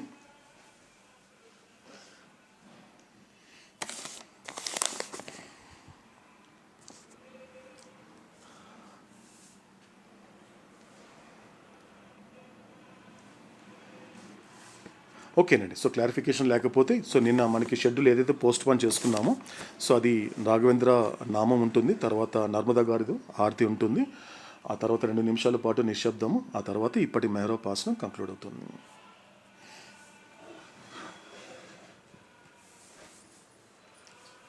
శాశ్వత ప్రియతమ అవతార్ మెహర్ బాబా కీ జై. ఓం పరబ్రహ్మ పరమాత్మా అవతార్ మెహర్ బాబా కీ జై. ఓం పరబ్రహ్మ పరమాత్మా అవతార్ మెహర్ బాబా కీ జై.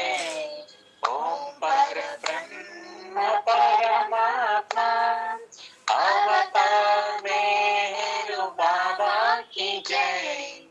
ఓం పరబ్రహ్మ పరమాత్మా అవతార్ మెహర్ బాబా కీ జై.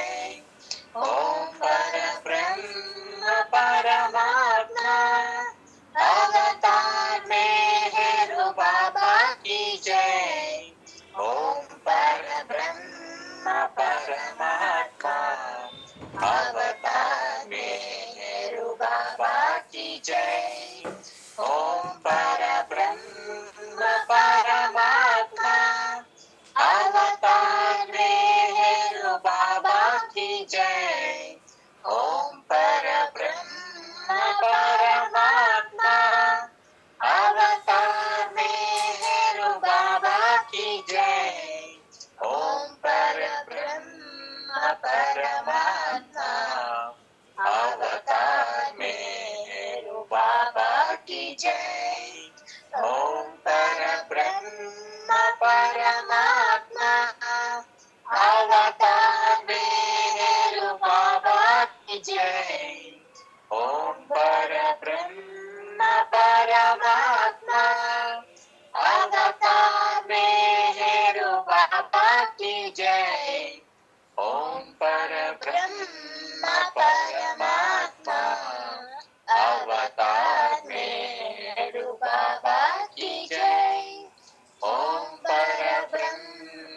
परमात्मा अवतार मेहरू बाबा की जय।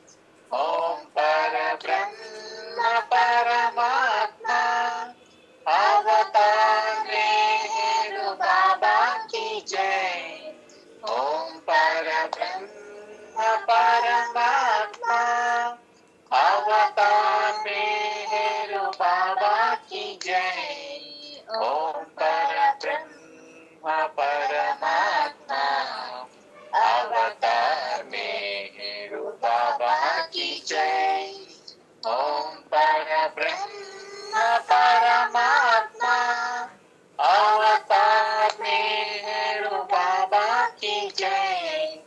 ओम पर ब्रह्म परमात्मा अवतार मेहरू बाबा की जय। ओम पर ब्रह्म परमात्मा अवतार मेहरू बाबा की जय। ओम पर ब्रह्म परमात्मा अवतार मेहरू बाबा की जय। ओम पर ब्रह्म परमात्मा अवतार मेहरू बाबा की जय। ओम पर ब्रह्म परमात्मा अवतार मेहरू बाबा की जय। ओम पर ब्रह्म परमात्मा अवतार मेहरू बाबा की जय।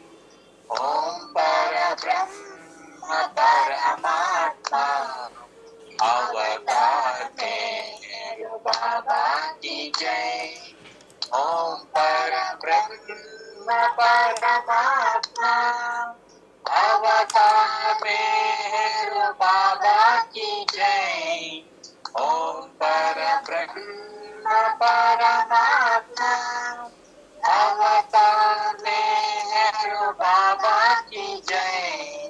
ओम पर ब्रह्म परमात्मा अवतार मेहरू बाबा की जय।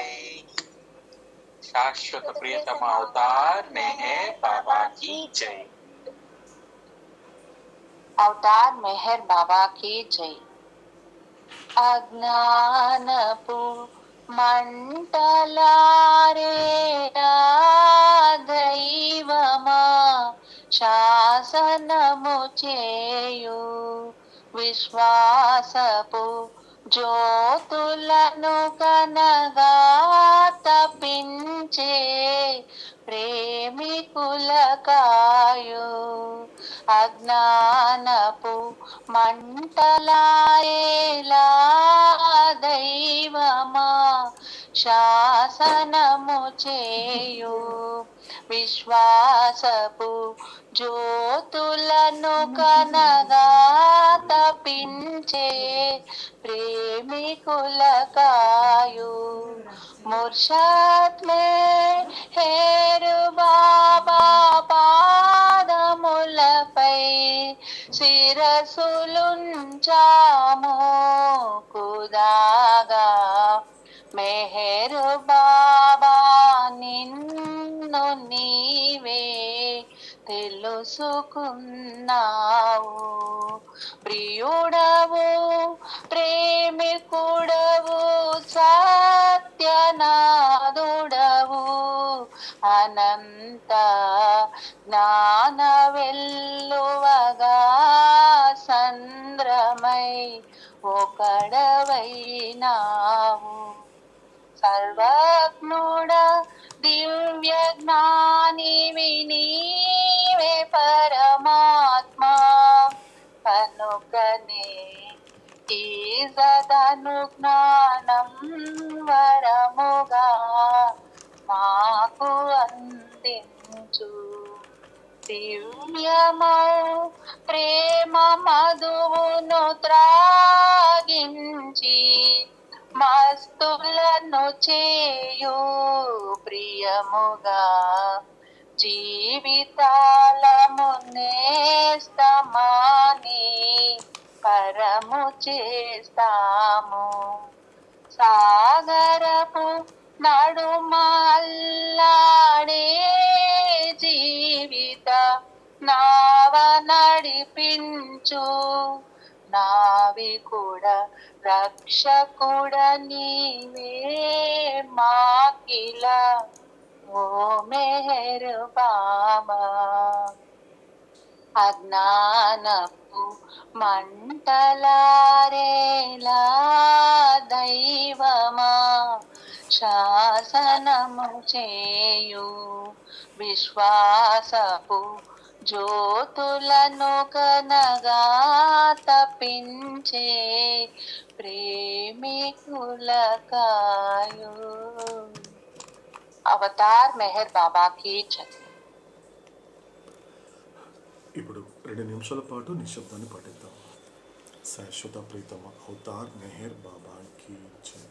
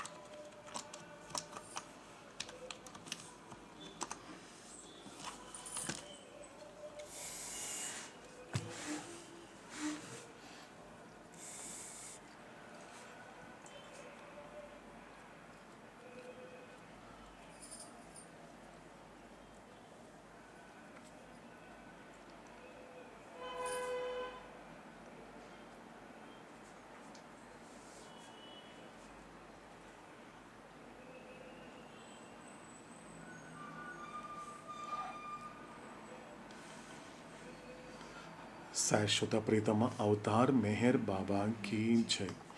ఇదండి ఇప్పటి మెహరోపాసనము.